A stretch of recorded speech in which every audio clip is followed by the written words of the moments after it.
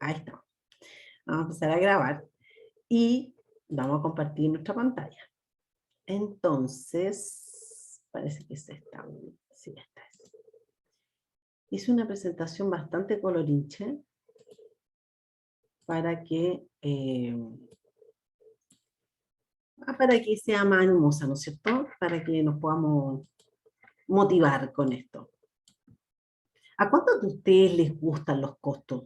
Así como para decir, mira, yo me quiero especializar en el tema costo. Gracias. Ninguna.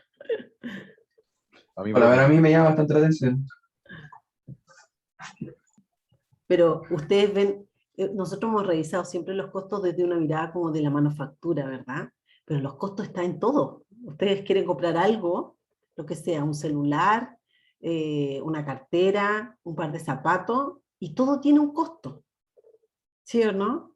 Y uno dice, y mira lo que voy a hacer acá, uno dice ya, yo tengo que desembolsar, al final el costo, como dice Hungry, es como el sacrificio que tengo que hacer, ¿no es cierto?, para poder adquirir algo. Entonces, ese es mi costo. Y cuando yo digo, ya, pero o tengo un presupuesto, digo, ya, quiero comprarme zapatos, y yo evalúo cuáles son los costos, y digo, ya, pero yo mi presupuesto es de tanto, entonces puedo acceder a este tipo de zapatos, salvo que, no sé, espere una oferta. Pero siempre vamos trabajando con los costos y vamos relacionando. Si ustedes van viendo todo esto que yo les estoy enseñando en el día a día, está presente. Y en las empresas, trabajen ustedes o no trabajen en una empresa manufacturera, siempre van a estar relacionados con los costos de los gastos mensuales, con estos trabajos, ¿no es cierto?, que realizan también las diferentes empresas y que las pueden llevar, por ejemplo, con un costeo ABC, como tenemos acá, o con un costeo también por órdenes de trabajo. Entonces, lo vamos a ir viendo, ustedes lo van a visualizar, tienen que tener claro algunos conceptos, ¿no es cierto?, para poder entenderlo y después hacer el control que van a tener que hacer. Si todo esto tiene que tener una mirada siempre desde control de gestión, ¿ya? Tengo unas láminas también que les quiero mostrar después de control de gestión, pero las vamos a ver más adelante. Entonces, siguiendo con nuestra cátedra, ¿qué vamos a hacer hoy día? Vamos a tener en este primer bloque, vamos a revisar la unidad número 2. Ya acuérdense que en la planificación yo les expliqué que vamos a partir como al revés, porque nosotros ya avanzamos con las presentaciones que ustedes hicieron del costeo ABC, algo ya vimos del costeo ABC. Entonces, por eso es que yo la adelanté para que partiéramos ahora con eso, costeo basado en actividades, que estamos trabajando básicamente con el capítulo 5 de contabilidad de costo, una mirada gerencial de Charles Hungry. Y después, obviamente, vamos a hacer nuestro break. Y en el segundo bloque vamos a ver ya los costos predeterminados, una diferencia pequeña entre estimado y estándar, pero nos vamos a concentrar básicamente en el estándar, ¿ya? Que es más utilizado que el estimado. Después ustedes se van a dar cuenta por qué. Entonces, para empezar, miren lo que tengo acá. A mí me gusta siempre como ir reforzando lo que ya vamos viendo. Y esto ustedes lo manejan, que son los 3 conceptos que hemos trabajado siempre, que están relacionados con los costos. Los materiales, la mano de obra y los otros costos, los CIF, ¿no es cierto? Entonces, tanto en materiales como en mano de obra nosotros podemos y vamos a tener siempre costos que están directamente relacionados con el objeto del costo, pero también tenemos costos indirectos y los otros costos. Estos indirectos y los otros costos forman lo que llamamos nuestros costos indirectos de fabricación. Cuando sumamos todos, materiales directos, mano de obra directa y nuestros CIF, llegamos a determinar cuál es el costo que va a tener este producto.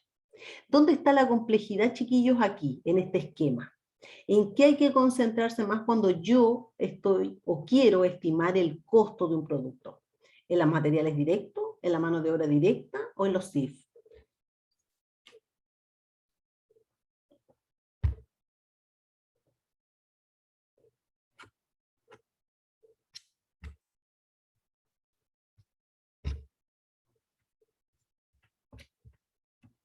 ¿Qué requiere mi mayor atención? En el chat dicen los CIF. Los CIF, profe. Los CIF. Sí, es que no estoy viendo el chat, no el chat. El chat porque como estoy presentando no lo puedo ver. El CIF, claro, ¿Por qué? Porque estos son directos, entonces son más fácil identificarlo con el producto, ¿no es cierto? Con el objeto del costo. Pero los costos indirectos, tenemos que usar lo que nosotros vimos, que son estas tasas de aplicación del CIF. ¿Cómo soy capaz de prorratear este CIF a cada uno de los productos que voy generando? ¿Por qué? ¿Qué pasa si yo no determino correctamente esta tasa de aplicación, que puede ser horas máquina, horas hombre? ¿Qué pasa si yo no la utilizo correctamente, no la asigno correctamente a este CIF? Nos vamos a encontrar con este problemita, ¿no es cierto? Que es la subestimación o una sobreestimación de los costos. ¿Y qué nos habla también en este capítulo del costeo ABC? Entonces aquí la pregunta es, ¿cuáles son las consecuencias estratégicas de la subestimación o de una sobreestimación de los costos de los productos? Cuando hablamos de estrategia, ¿de qué es lo que estamos hablando, chiquillos? Ustedes ya tienen que haber visto estos conceptos, estrategia, administración estratégica, objetivo estratégico. Cuando hablo de la estrategia, ¿de qué es lo que estoy hablando? Como el mejor camino de acción. Ya, buena definición. ¿Alguien más?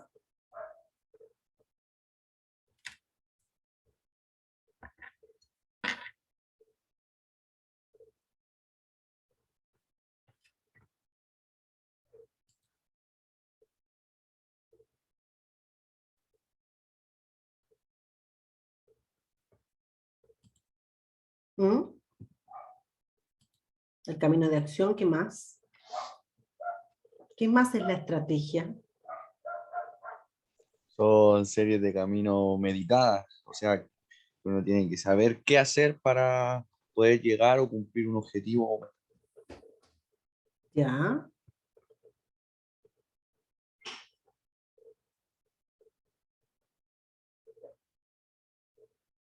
¿Alguien más?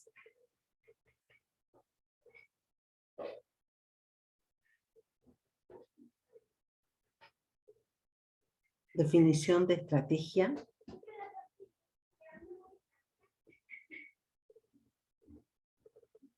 Plan de acción, ¿no es cierto? Es como una secuencia de acciones a realizar. Exacto, es mi plan de acción. Esa es mi estrategia. ¿Para qué?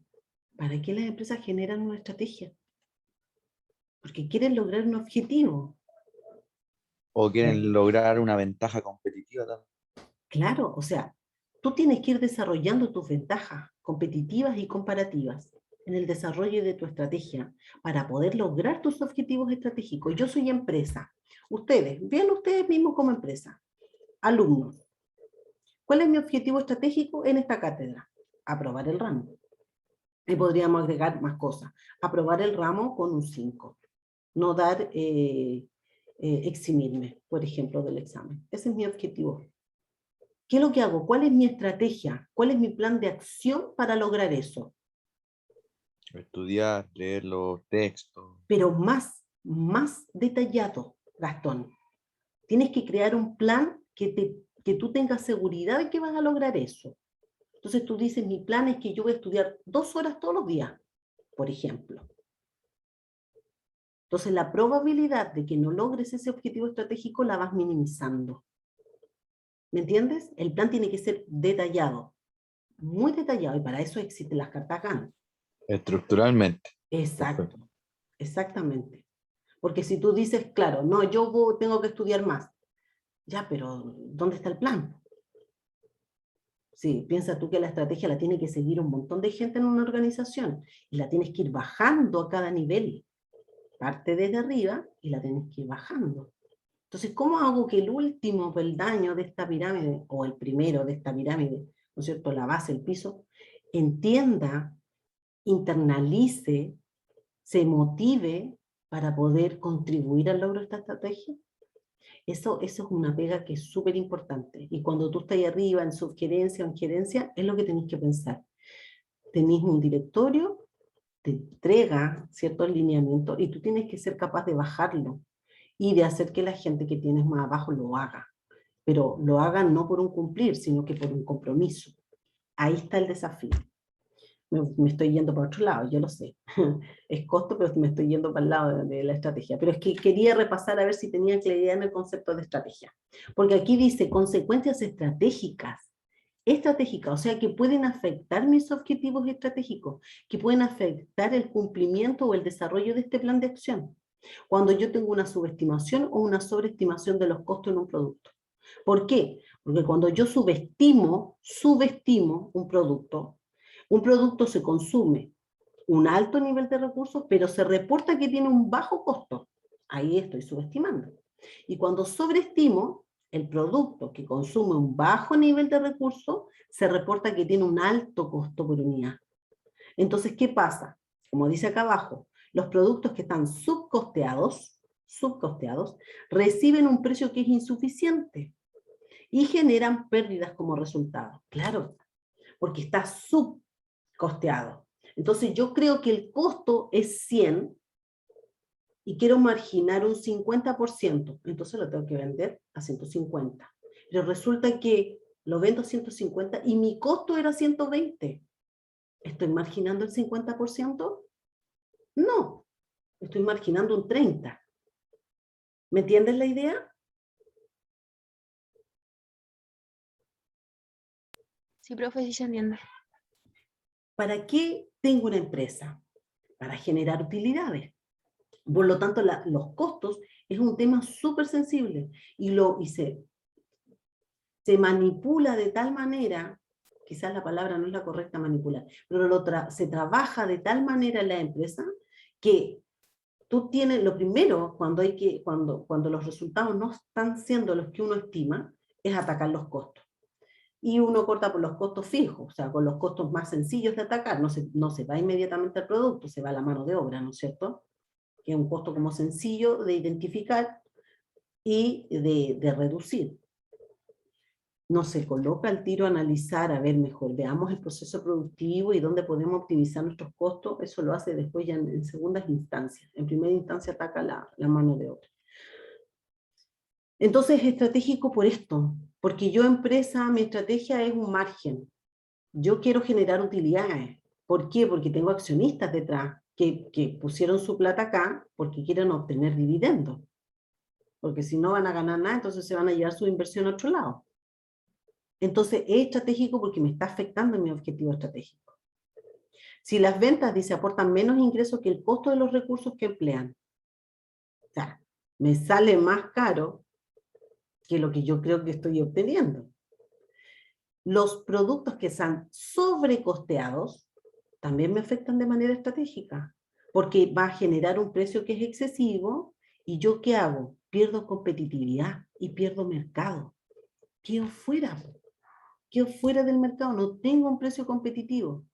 Si yo creo que el costo es 100 y quiero marginar 50, lo voy a vender a 150, pero ese costo está sobrecosteado, ese costo debería ser 80, más mi margen de 50, ¿no es cierto? Tendría que venderlo en 130 y voy a salir con un producto a la venta de 150, nadie me va a comprar. ¿Por qué? Porque los otros costearon bien y lo están vendiendo en 120, 130, 115. Entonces voy a perder mercado, voy a perder competitividad. Entonces ahí está el tema de ser tan minucioso cuando nosotros determinamos los costos. Y que tiene un impacto estratégico, obviamente que lo tiene, porque me afecta en la utilidad, me afecta, ¿no es cierto?, en la competitividad, en la capacidad que tengo de llegar o de tomar, ¿no es cierto?, un mayor mercado. ¿Se entiende esta parte? ¿Sí?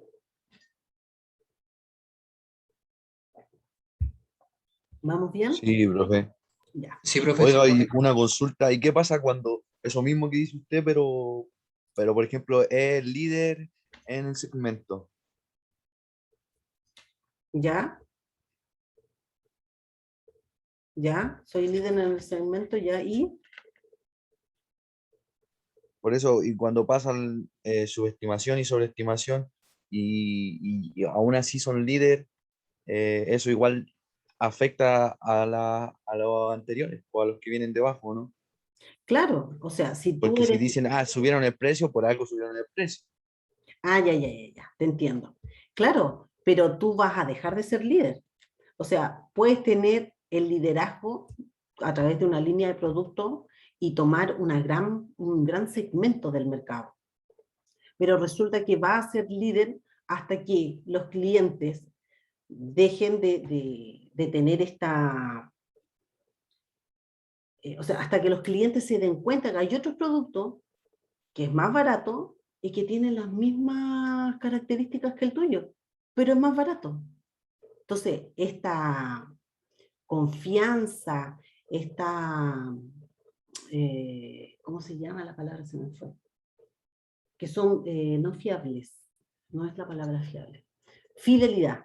Esta fidelidad que tienen los clientes va a terminar en el momento en que se empiecen a dar cuenta que hay otro producto más barato que tiene las mismas características que el tuyo, y ahí vas a perder liderazgo y vas a perder mercado inmediatamente.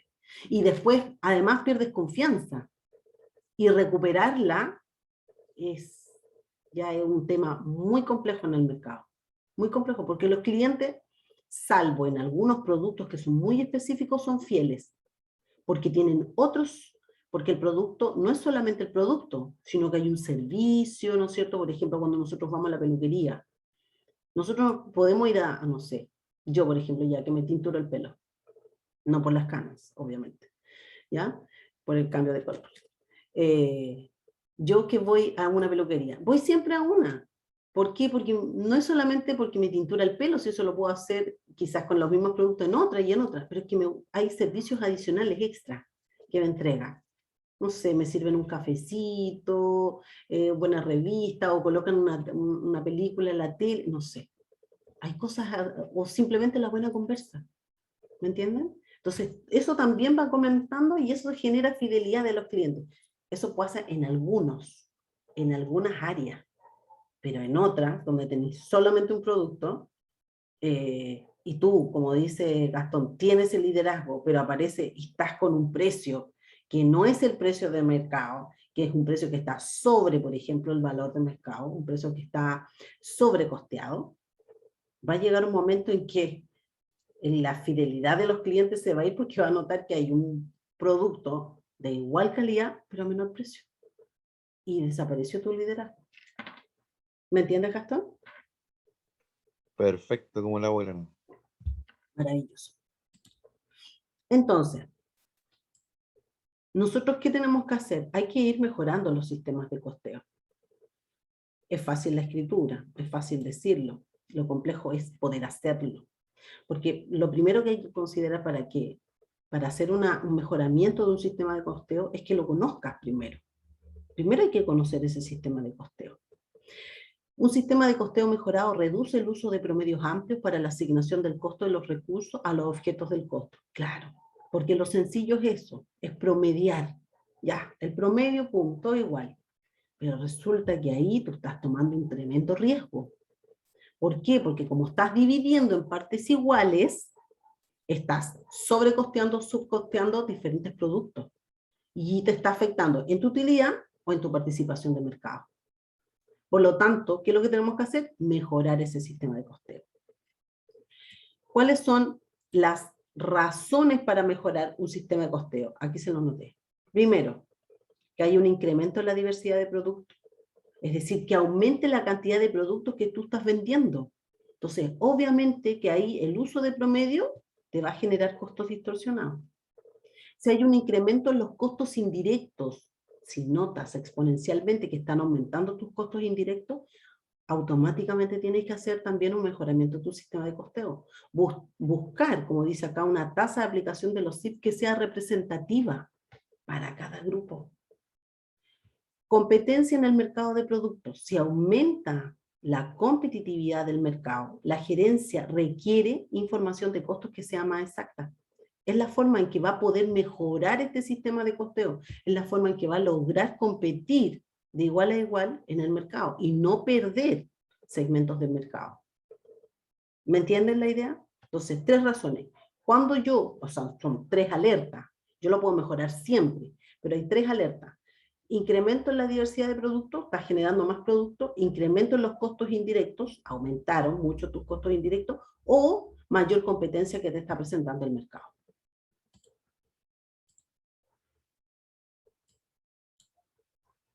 perdón. Los lineamientos para mejorar un sistema de costeo, ¿ya? Primero, la atribución del costo directo, los grupos comunes de costos indirectos y la base de aplicación de los costos. Estos son los lineamientos. O sea, ¿cómo hago este proceso de mejoramiento de un sistema de costeo? Primero, la atribución del costo directo. Hay que identificar tantos costos directos como sea económicamente factible. ¿Qué quiere decir esto de económicamente factible, chiquillos? ¿Qué creen ustedes? Económicamente factible.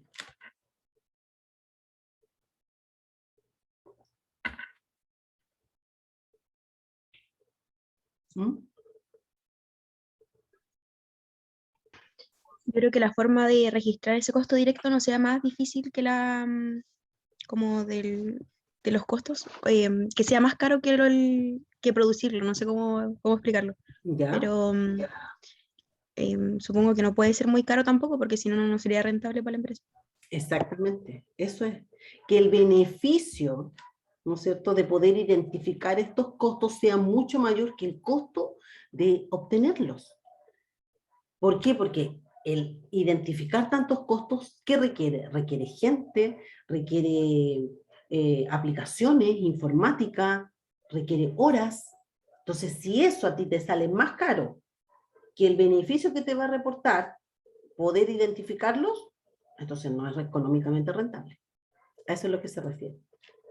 Grupos comunes de costos indirectos. Ampliar el número de grupos homogéneos que tengan la misma relación de causa-efecto. Tenemos que ir buscando la manera de ir agrupándolos, pero ampliar este número de grupos. Base de aplicación de los costos. Usar el generador del costo, la causa del CIF como la base de la asignación. Eso también es importante si nosotros queremos hacer un mejoramiento en nuestro sistema de costeo. Entonces, los 3 lineamientos que tenemos para mejorarlo: atribución del costo directo cuando sea económicamente factible, lograr una mayor cantidad de grupos homogéneos, ¿no es cierto?, para poder hacer la asignación, grupos comunes de costos indirectos, y la base de aplicación de los costos, que sea siempre el generador del costo, la causa de estos CIF, la base de aplicación. Vamos viendo ya lo que es el costeo basado en actividades. Entonces dice, el costeo basado en actividades mejora un sistema de costeo al identificar las actividades individuales como los objetos del costo fundamentales. Una actividad es un evento, una tarea o una unidad de trabajo que tiene un propósito específico. Por ejemplo, el diseño de un producto es una actividad, la configuración de las máquinas es otra actividad, la operación de las máquinas también, y la distribución de los productos. Ahí tenemos diferentes actividades, pero aquí la complejidad está en poder determinar estas actividades. Se deben, dice, agrupar las actividades que tengan el mismo generador de costo. Perfecto, pero para eso yo tengo que conocer las actividades primero. Antes de ser capaz de agruparlas por el generador del costo, yo tengo que ser capaz de identificarlas. Entonces yo aquí les anoté, una herramienta para identificar actividades es el flujograma de procesos. Y les puse un monito de un flujograma. Ustedes ya han visto flujogramación de procesos, me dijeron, ¿verdad? ¿Cómo me ayuda la flujogramación de procesos a identificar las actividades? ¿Cómo creen ustedes? ¿Qué hago cuando flujogramo un proceso?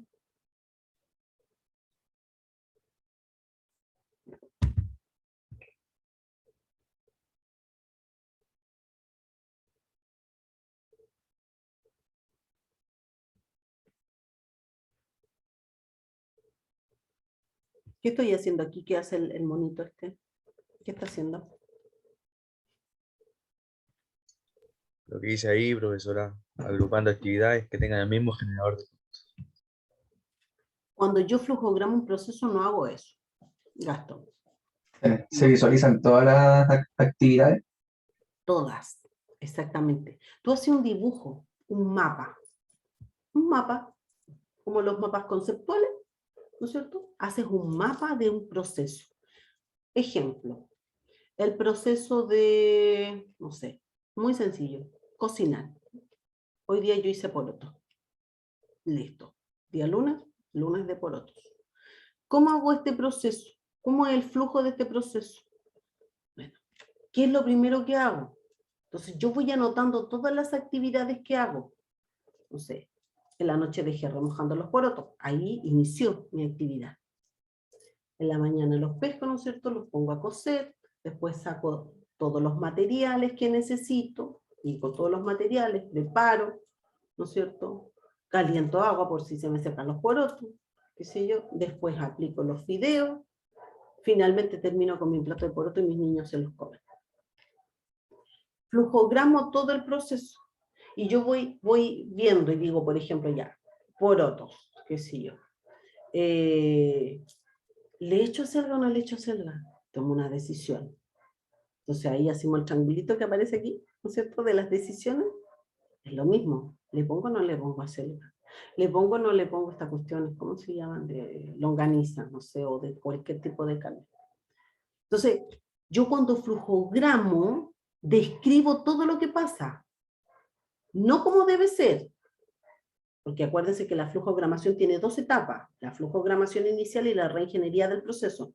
Cuando yo flujogramo, mi primera flujogramación es describir, esto es lo que pasa, así, tal cual.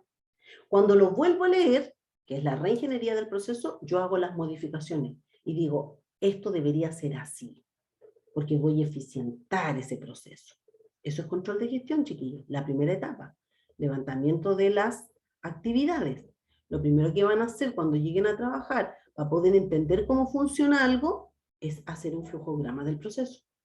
Lo más probable es que ya esté hecho en la mente de alguna persona, porque por lo general nadie lo transcribe en papel, sino que tú tienes que ir y decirle, a ver, ¿cómo funciona esto aquí? Ah, pregúntale a Juanito Pérez. Vaya a preguntar a Juanito Pérez y te dice, sí, no, mira, esto pasa aquí, allá, pum, pum, pum, pum. Ya, ¿y dónde está escrito?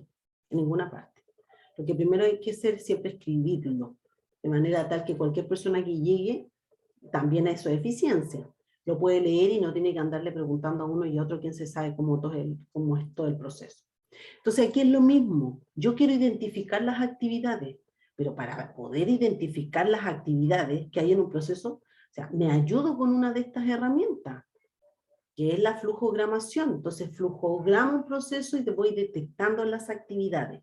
Y de ahí recién yo puedo lograr agrupar estas actividades en base al mismo generador del costo. ¿Me entienden? ¿Me entienden la idea?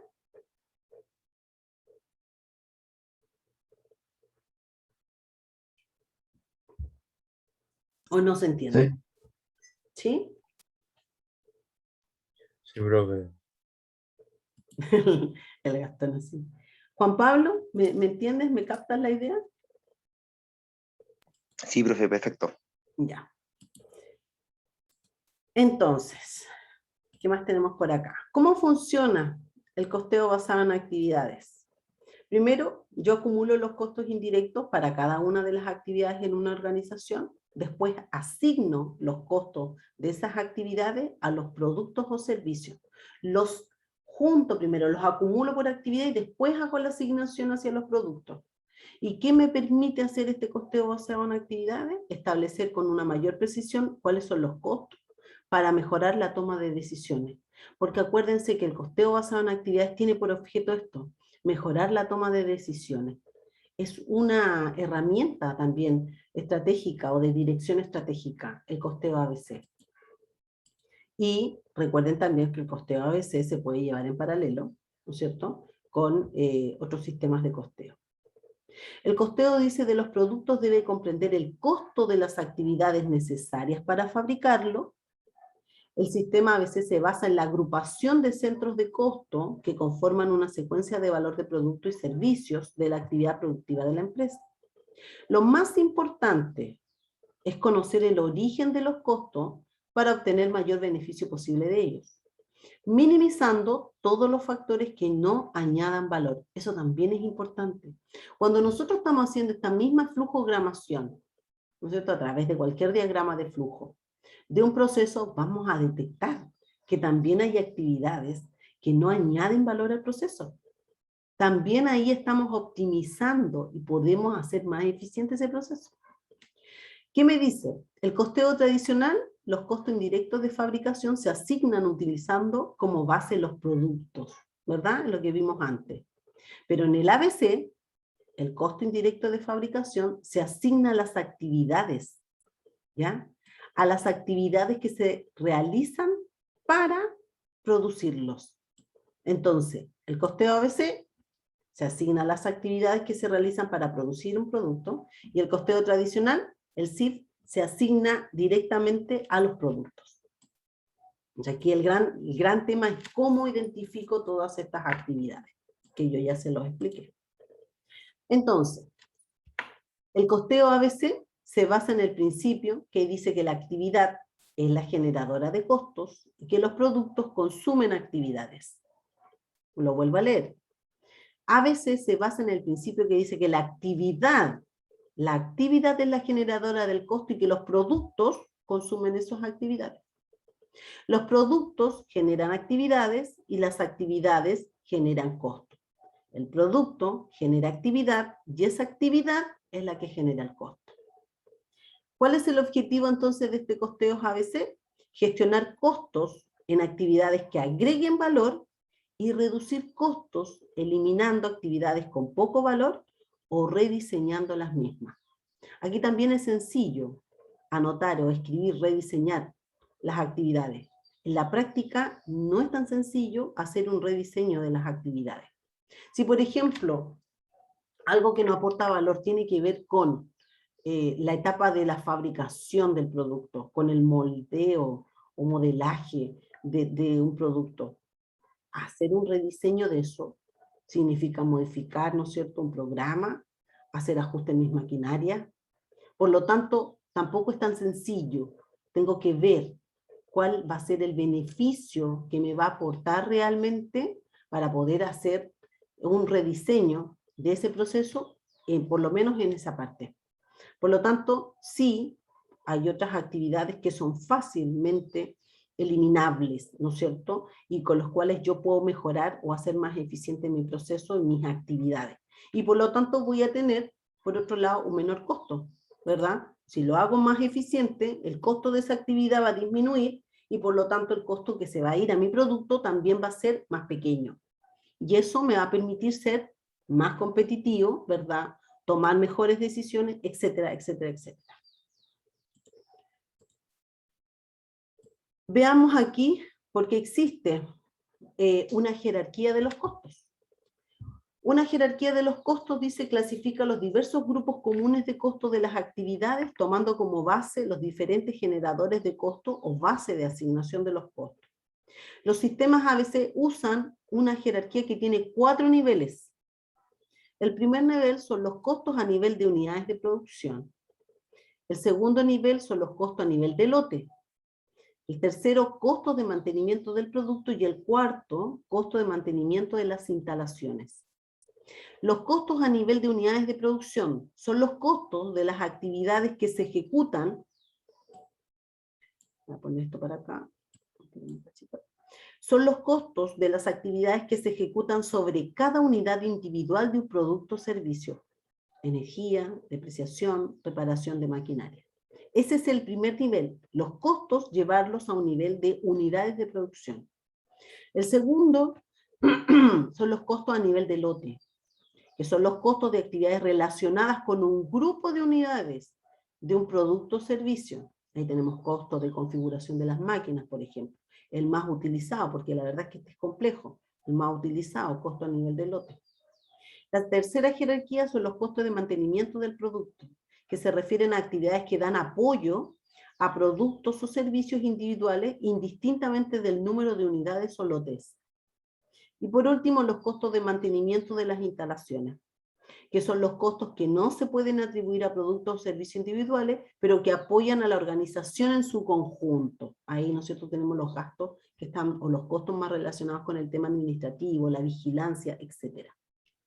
¿Ya? Entonces tenemos ahí nuestra jerarquía de los costos, con estos 4 niveles. Desde la unidad individual, el lote, ¿no es cierto?, los que son mantenimiento del producto y los que son de las instalaciones. 4 jerarquías. Entonces, si vemos un esquema un esquema sencillo, un esquema conceptual de este costeo ABC, tenemos que nosotros, empresa, tenemos recursos que los vamos a invertir en personal, equipos, proveedores, gastos administrativos. Tenemos factores de imputación y tenemos actividades. Estas actividades, por ejemplo, en este caso es gestión de compra, bodegaje, transporte. Cada uno de estos recursos que nosotros tenemos se van relacionando con diferentes actividades, tal como aparecen aquí las flechitas para allá, para acá, para todos lados. Tenemos generadores de costo y tenemos nuestro objeto del costo, que son cada uno de los productos o servicios que nosotros vamos a generar. Y estas actividades van generando costos que se tienen que ir imputando o asignando, ¿no es cierto?, a cada uno de estos servicios o de estos productos que nosotros tenemos. Así el esquema. Tengo recursos que se relacionan con actividades y estas actividades generan costos que deben ir hacia los productos. ¿Se entiende? ¿Se entiende este esquema conceptual del costeo ABC? Sí, profe. Ya, maravilloso. Después, veamos otra visión general del sistema de costeo ABC. Yo tengo, para los costos indirectos, hago agrupamientos, ¿no es cierto? Dijimos que tenemos que ir agrupándolos por actividades y con la cantidad, con el lote, ¿no es cierto? O con el grupo que tenga mayor homogeneidad. Esa palabra hasta ahora es compleja. Para poder asignarlo después correctamente. Entonces aquí hay un agrupamiento de costos indirectos. O sea, aquí dice actividad de diseño, actividad de preparación, de operaciones de fabricación, de embalaje, de distribución y de administración. Después yo determino cuáles van a ser mis bases de asignación de estos costos indirectos. En este caso, por ejemplo, dice piezas por metro cuadrado, horas de preparación, horas máquina, paquete, metros cúbicos, horas de mano de obra. Y determino cuál es la tasa de asignación de estos costos indirectos. Están determinados. Y eso van a formar todos mis costos, la suma de todos, de cada una de las actividades, de acuerdo a su base de asignación y a su tasa de asignación de costo, me va a determinar mi total de costos indirectos. Por otro lado, tengo los costos indirectos, la materia prima, la mano de obra principalmente. Cuando sumo todo, llego al costo total de mis productos. Entonces, los CIF los asigné en base, utilizando el costeo ABC, ¿no es cierto?, en base a actividades, y llegué a determinar cuál es mi costo indirecto. Y por otro lado, tengo los costos directos para cada uno de estos productos, y así puedo determinar cuál es el costo total del producto. Eso es lo que nos dice este esquema. ¿Dónde se implanta un sistema de costeo ABC? En empresas dice cuyo porcentaje de costos indirectos, vamos a correr esto para acá, en empresas cuyo porcentaje de costos indirectos sobre el total de costos de la organización tenga un peso significativo. O sea, el costo indirecto, cuando el costo indirecto es importante dentro de un proceso productivo, una buena alternativa para mejorar el sistema de costeo es implementar un sistema ABC. Organizaciones que estén sometidas a fuertes presiones de precio en el mercado y que deseen conocer la composición del costo de sus productos. También es una buena alternativa, es un costeo por actividades. O organizaciones que posean alta gama de productos con procesos de fabricantes diferentes, donde es muy difícil conocer la proporción de gastos indirectos de cada producto. También en esos casos es bueno utilizar o se debería implementar este sistema ABC. Cuando lo vamos a implementar, tenemos que tener algunas consideraciones. Yo aquí anoté 4. Dice, la primera pregunta es, ¿se deben elegir muchos generadores de costo, actividades y grupos comunes de costos especificados de una manera detallada? ¿O sería suficiente con unos cuantos? Esa es la primera pregunta, o sea, esa es la pregunta.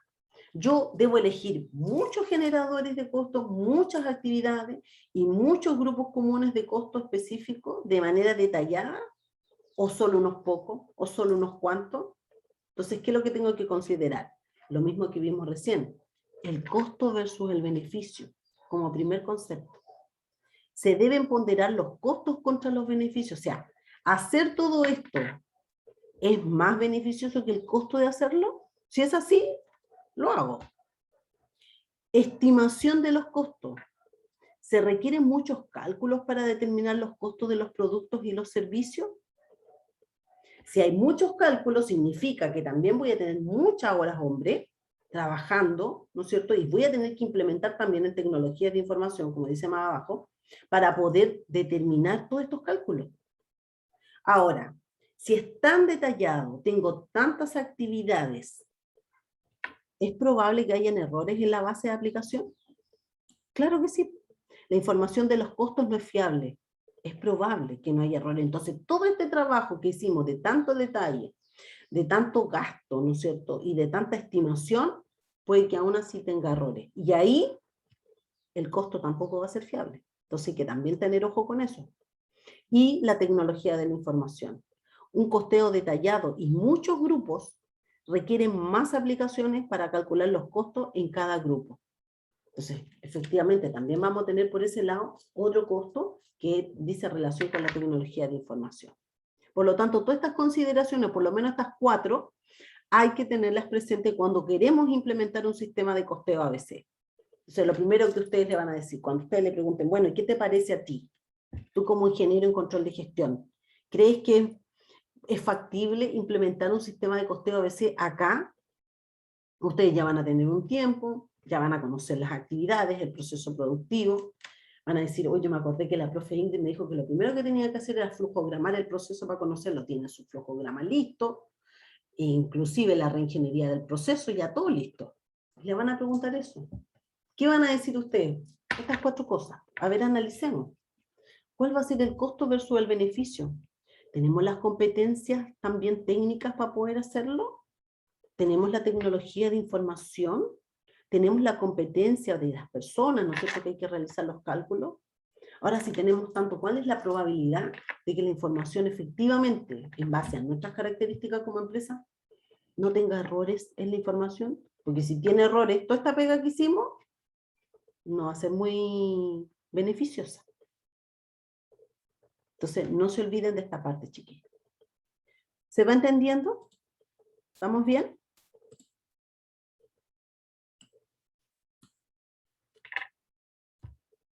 ¿O estoy hablando loca, como una loca aquí sola? ¿Geraldine?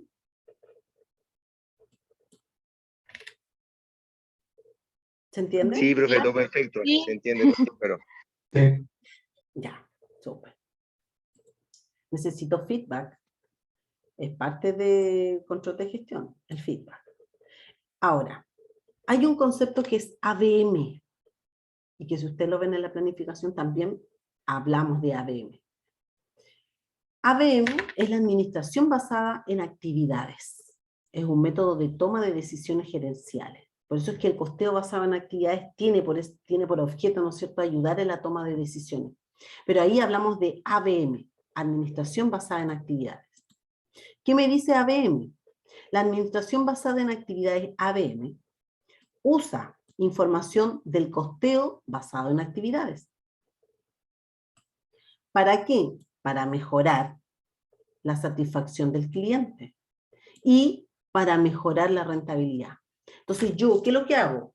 Estratégicamente voy a utilizar toda esta información que este sistema de costeo ABC me entrega. ¿Para qué? Para lograr entregar una mayor satisfacción del cliente y obviamente que eso va a derivar en una mejor rentabilidad de la empresa. ¿Ya? Se usa la información del costeo basado en actividades, mejoro, o sea, puedo hacerlo, otra empresa, puede que alguien no lo haga, pero el objetivo de la ABM es eso, es que utilizando esta información del costeo ABC, yo sea capaz de lograr una mayor satisfacción de mi cliente y que a su vez eso repercuta en una mayor rentabilidad o utilidad para la empresa.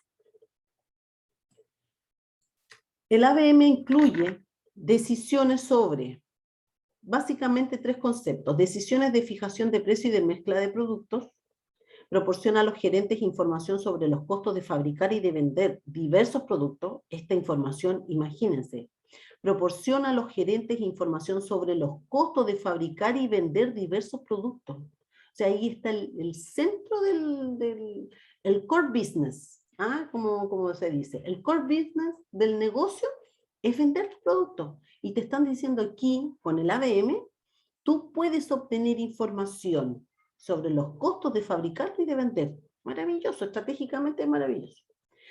Decisiones también de reducción de costo y de mejoramiento de procesos. El costeo a veces te entrega información para determinar el cómo y dónde se pueden reducir los costos.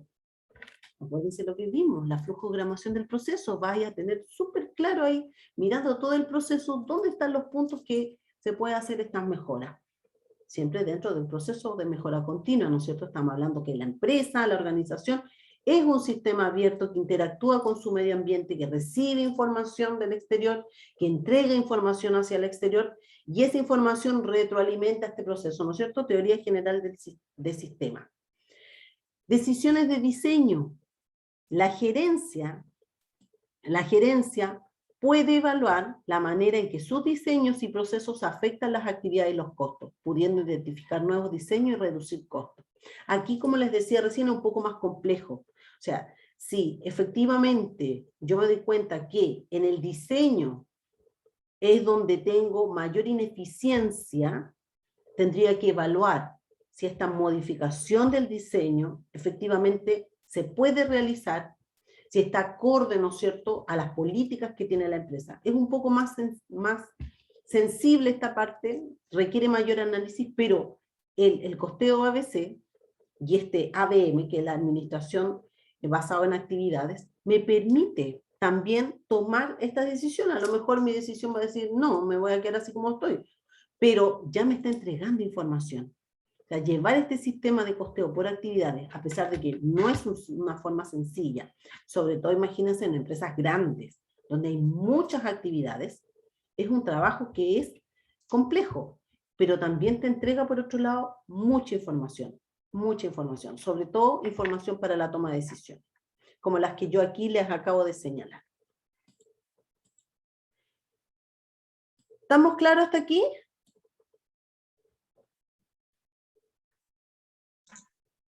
Sí. Ya. Sí, profe, yo tengo una pregunta que me quedó así como dando vuelta, Sí. que es, ¿el costeo ABC cómo se aplica a todos los productos o es por producto? El No sé si se costeo, entiende la- sí te entiendo la pregunta. El costeo ABC es un costeo que tú lo vas a realizar en base a las actividades. Y esas actividades, cuando tú determinas ya el costo de todas esas actividades, se van a aplicar a los productos, a todos los productos. Porque cada una de las actividades, imagínate tú, tenemos la actividad del área administrativa, donde está el contador, el control de gestión. Esa actividad tiene un costo. Y esa actividad repercute. Si tú generas 5 productos, los 5 productos se van a ver afectados por esa actividad. Por lo tanto, vas a tener que proporcionar una partecita de cada uno de esos costos que se generaron en esa actividad a todos tus productos. Por lo tanto, te va a afectar todos tus productos. ¿Me entiendes? Porque las actividades se relacionan con todo, tal como el mapa que mostrábamos recién, el mapa conceptual, donde salían las flechas, ¿no es cierto?, para todos lados. Es así, pues. En la empresa, como es una organización, es un sistema, interactúa el sistema. Es un sistema abierto, interactúa con el exterior y interiormente interactúan los diferentes departamentos, las diferentes áreas, las personas interactúan y todos trabajan en función del objetivo de la empresa, que es generar sus productos para poder obtener utilidades. Entonces siempre van a estar relacionados con todos los productos, porque todo se trabaja, desde el gerente hasta la última persona que pueda estar en el eslabón, ¿no es cierto?, jerárquico, va a tener efecto en los costos de cada uno de los productos que genera la empresa. ¿Me entienden? Sí, profe, gracias. Ya. Veamos un ejercicio, porque yo les había dicho que les iba a traer un ejercicio, y a ver si así vamos quedando más claritos. ¿Ya? Pongan atención, por favor. Dice, maquilladora del puerto, que se caracteriza por la producción de zapatos, zapatillas y sandalias de cuero, ha sido contratada por Zapatísimo para producir 1000 productos.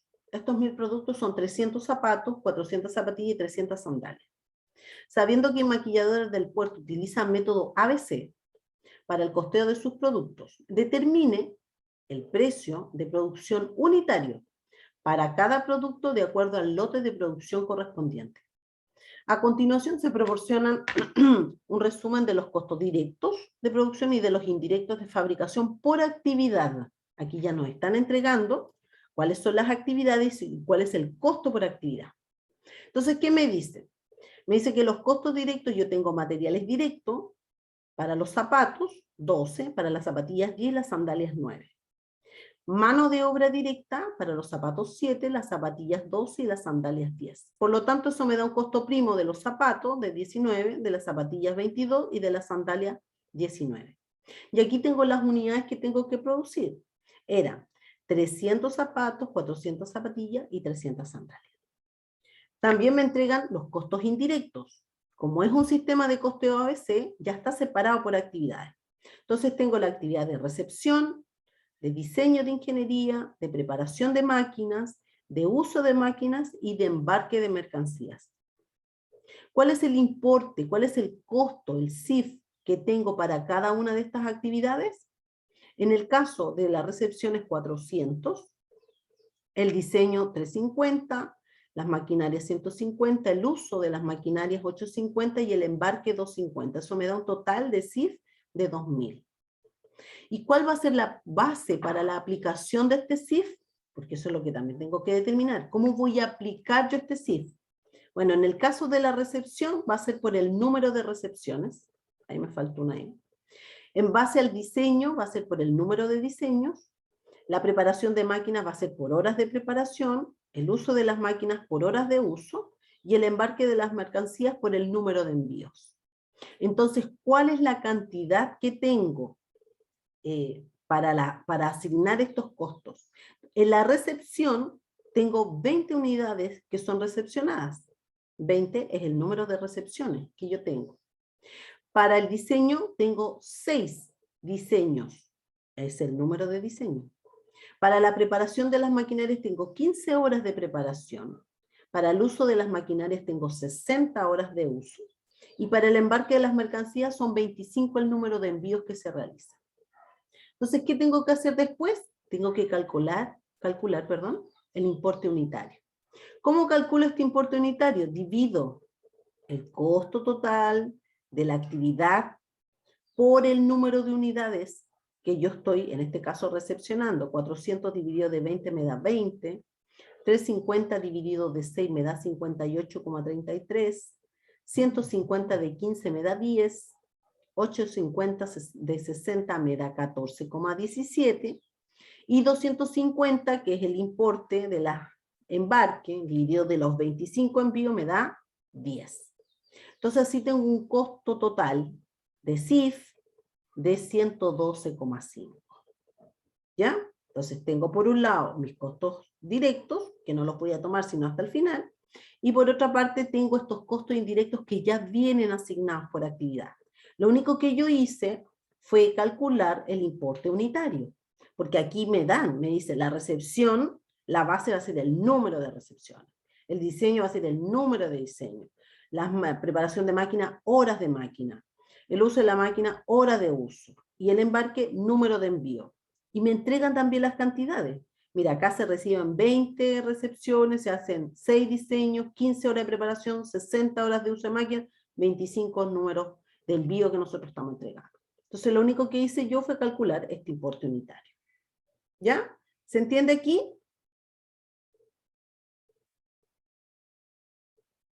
¿Sí? Sí. Ya. Vamos a la segunda patita. ¿Qué tengo acá? Copié la misma información que teníamos adelante porque la vamos a utilizar.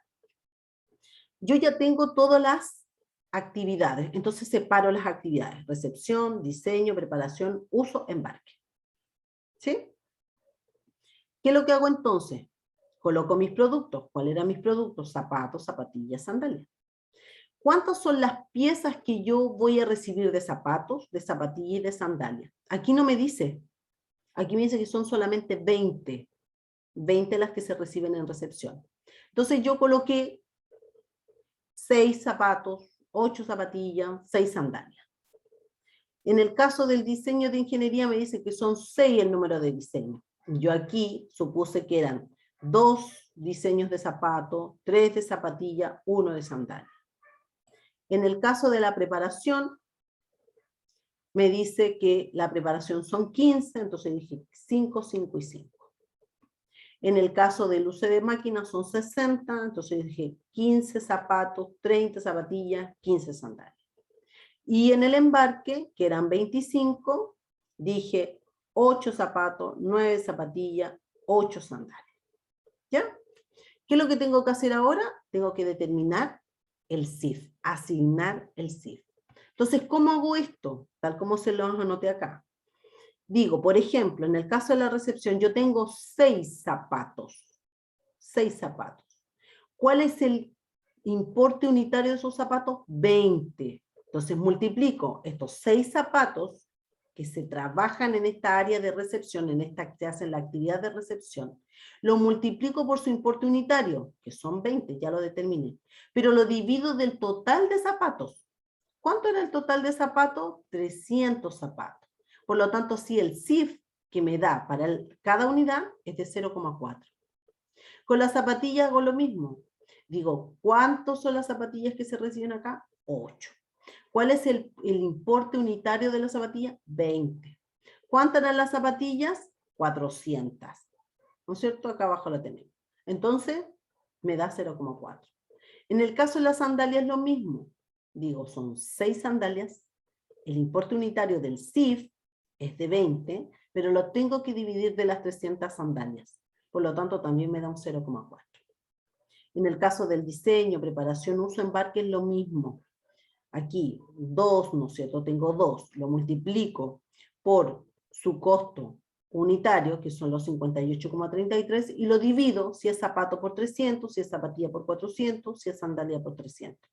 Y así puedo determinar el CIF para cada uno de los productos de acuerdo a la actividad. Recuerden que en el costeo a veces nosotros determinamos el costo de la actividad y lo vamos a ir asignando al producto. Eso es lo que estamos haciendo acá, asignando al producto. Con eso, yo hago un resumen y digo, anoto todas mis actividades, recepción, diseño, preparación, uso y embarque. Y mis 3 productos, zapatos, zapatillas y sandalias. Y traspaso, fíjense, este era 040404, 039, 044, 019. Lo único que voy haciendo es traspasar aquí, ¿no es cierto? Cada uno de los valores. Y así puedo llegar a este total que me dice que el CIF de la actividad para el producto zapato, el CIF de todas esas actividades para el producto zapato es de 1,93. El CIF de todas estas actividades para el producto zapatilla, en la sumatoria de todo esto me da 2,25. Y el CIF de todas estas actividades para el producto sandalia es de 1,74. Pero ¿cuál es la pregunta del ejercicio? ¿Cuál es el producto? ¿Cuál es el costo? Aquí lo que me están preguntando es, determina el precio de producción unitario para cada producto, de acuerdo al lote de producción correspondiente. Lote. ¿Se acuerdan la jerarquía? Primero por unidad, después por lote. Estamos viendo lote. Entonces, ¿qué es lo que hago? Determino el costo unitario. Ya teníamos la información separada de los costos directos, los materiales y la mano de obra. Para el zapato, el material directo era 2 y la mano de obra 7. La zapatilla 10 y 2 y la sandalia 9 y 10. ¿Y qué hago? Le agrego ahora los CIF. Si ya pude llegar a ellos, ¿no es cierto? Le agrego los valores. Los zapatos, el CIF 1,93. La zapatilla 2,25 y la sandalia 1,74. Por lo tanto, sí, yo puedo determinar el costo unitario de estos productos. En el caso de los zapatos son 20,93, en el caso de la zapatilla 24,25 y en el caso de la sandalia 20,74. Ese sería el costo unitario para cada uno de estos productos, utilizando costeo ABC, utilizando el costeo basado en actividades. ¿Se entiende acá, chiquillos?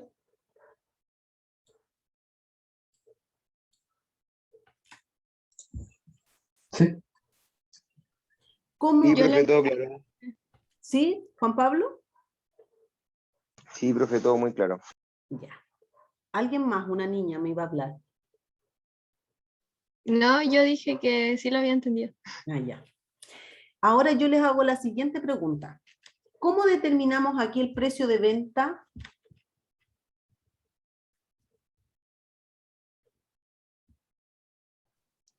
El total por la cantidad. ¿Cuál total? En los 20, por ejemplo, Los 20,93, por ejemplo, por los 300 unidades de zapatos. ese va a ser tu costo total, Mm. porque este es el costo unitario. Esto es lo que te sale un zapato, una zapatilla, una sandalia. Si esto yo lo multiplico por 300, por 400 o por 300, me dan los costos totales. Si yo vendo las 300 zapatos, si vendo las 400 zapatillas, si vendo las 300 sandalias. Pero yo quiero saber el precio de venta. ¿En cuánto tengo que vender esto? Depende del margen de ganancia que quiera la empresa. ¿Ya?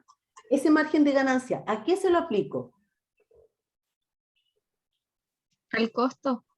Al costo de cada uno. Entonces aquí yo sé que este zapato lo tengo que vender sobre los 20,93. La zapatilla la tengo que vender sobre los 24,5 y la sandalia sobre los 20,74. Tal como dicen ustedes, depende del margen de ganancia. Claro, pues yo puedo poner un margen de ganancia del 100%. Yo tengo una limitante, ¿no es cierto? Que son mis competidores. O sea, claro, perfecto, yo quiero ganar el 100%. Entonces, este lo vendo 40, 9 por 2, 18, lo vendo en 50 y algo, el zapato. Pero resulta que mi competidor lo vende en 45 o en 40. O sea, tengo también una limitante, ¿no es cierto? Pero el precio de venta va a ser este costo más el margen y más el IVA, obviamente, y ahí recién llega al consumidor y el consumidor me va a pagar ese valor. Entonces voy a recuperar, cuando haga la venta, recupero el costo, gano, obtengo, ¿no es cierto?, la ganancia, y además como me tienen que pagar con IVA, que es del 19%, tomo ese IVA, lo guardo y después yo lo pago al fisco. Eso es el ejercicio. ¿Qué les parece?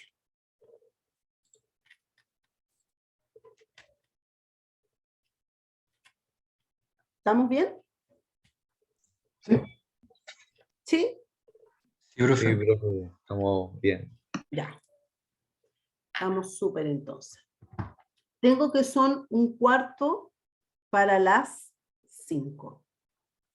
Vamos a hacer un break de 30 minutos para que logren descansar, tómense un cafecito, qué sé yo. Ahí vean ustedes lo que hacen. No duerman una siesta porque si no después no lo van a poder despertar.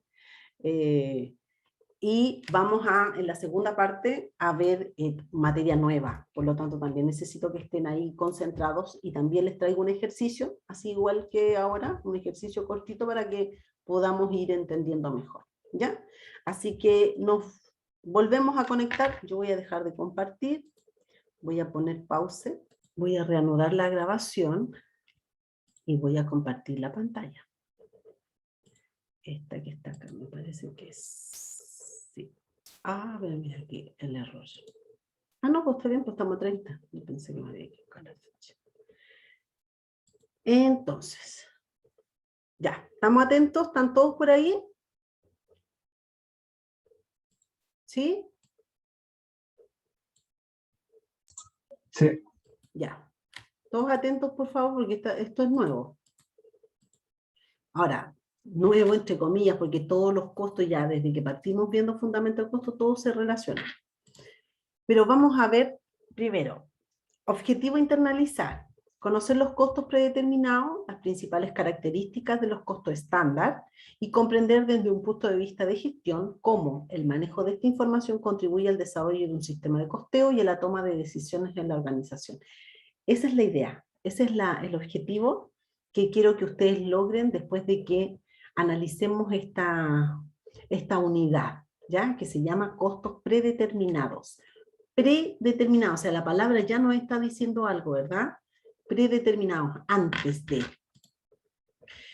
Entonces, pongan atención acá. Los costos predeterminados, como dice acá, son los que se calculan antes de realizar la producción. Y se refieren a la cantidad de artículos a producir, precios que la gerencia espera pagar por los materiales, mano de obra y CIF. Pero es antes, se calculan antes de. En el sistema de costos predeterminados se hacen estudios a priori de los costos de un producto. En este sistema son dos los procedimientos que derivan de él: los costos estimados y los costos estándar. Estos costos se pueden ejecutar indiferentemente, tanto en el sistema de costo por proceso, como en el sistema de órdenes de trabajo o orden específica de fabricación. Ambos sistemas nosotros ya los revisamos, ya tenemos una idea. El costo ya, este es un chat de Benate, perdón. Entonces ya revisamos nosotros, ya sabemos estos dos sistemas de costeo, pero lo que quiero que les quede claro aquí, en los costos predeterminados, es que son costos que se calculan antes de realizar una producción. Y tenemos dos tipos: los costos estimados y los costos estándar. El costo estimado es una estimación de los costos de la producción de un producto antes del inicio de su ejecución, pero el cual se realiza con experiencia adquirida de la empresa o la compañía y nos muestra lo que puede llegar a costar un producto. Entonces, el costo estimado, igual que el costo estándar, se hace antes, ¿no es cierto?, de la producción, pero el costo estimado se basa en la experiencia, el conocimiento, el know-how que existe en la empresa. Y nos muestra lo que puede llegar a costar un producto. ¿Cuánto podría llegar a costar?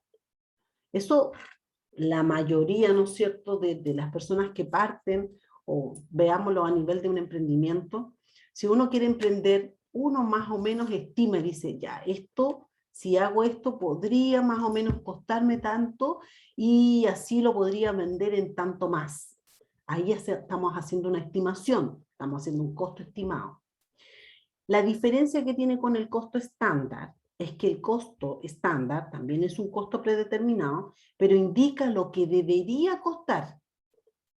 No lo que podría, sino lo que debería costar. Un producto o servicio en condiciones de eficiencia. Se calculan con base en estudios científicos y detallados. No es a priori. Hay detrás un estudio, un sustento. Son costos científicamente predeterminados que sirven de base para medir la actuación real. Entonces, por eso es que les dije que en la próxima clase vamos a ver las variaciones, porque vamos a tener que comparar este costo estándar con el costo real. Y se van a generar diferencias, variaciones, y esas variaciones son las que nosotros vamos a hacer análisis. Pero para eso primero tenemos que saber qué es lo que es un costo estimado, qué es lo que es un costo estándar, y cuál es la principal diferencia que hay entre uno y otro. Entonces, la principal diferencia es que el costo estimado es un cálculo a priori de lo que debería costar un producto, cuál es el costo que tiene un producto, y yo ese a priori lo determino en base a mi experiencia, en base al know-how que existe. El costo estándar indica lo que debería costar, lo que debería, se establece cierto estándar de los diferentes componentes del costo para saber lo que debería costar. Se basa en análisis, en ingeniería, ¿no es cierto? Como dice acá, son científicamente predeterminados. Entonces, no es en base a la experiencia, sino que hay detrás un trabajo de cálculos, ¿ya? De cálculos científicos, como dice, estudios científicos y detallados. Entonces, la principal diferencia entre uno y otro es esa. ¿Se entiende la diferencia entre el costo estimado versus el costo estándar?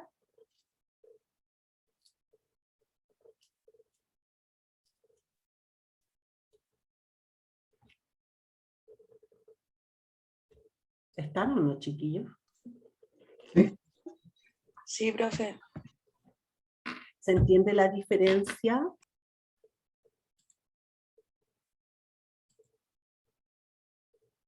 Javiera, por ejemplo, Javiera Quirós, ¿entiende la diferencia? Ana me dice que sí. Sí, profe. Ya.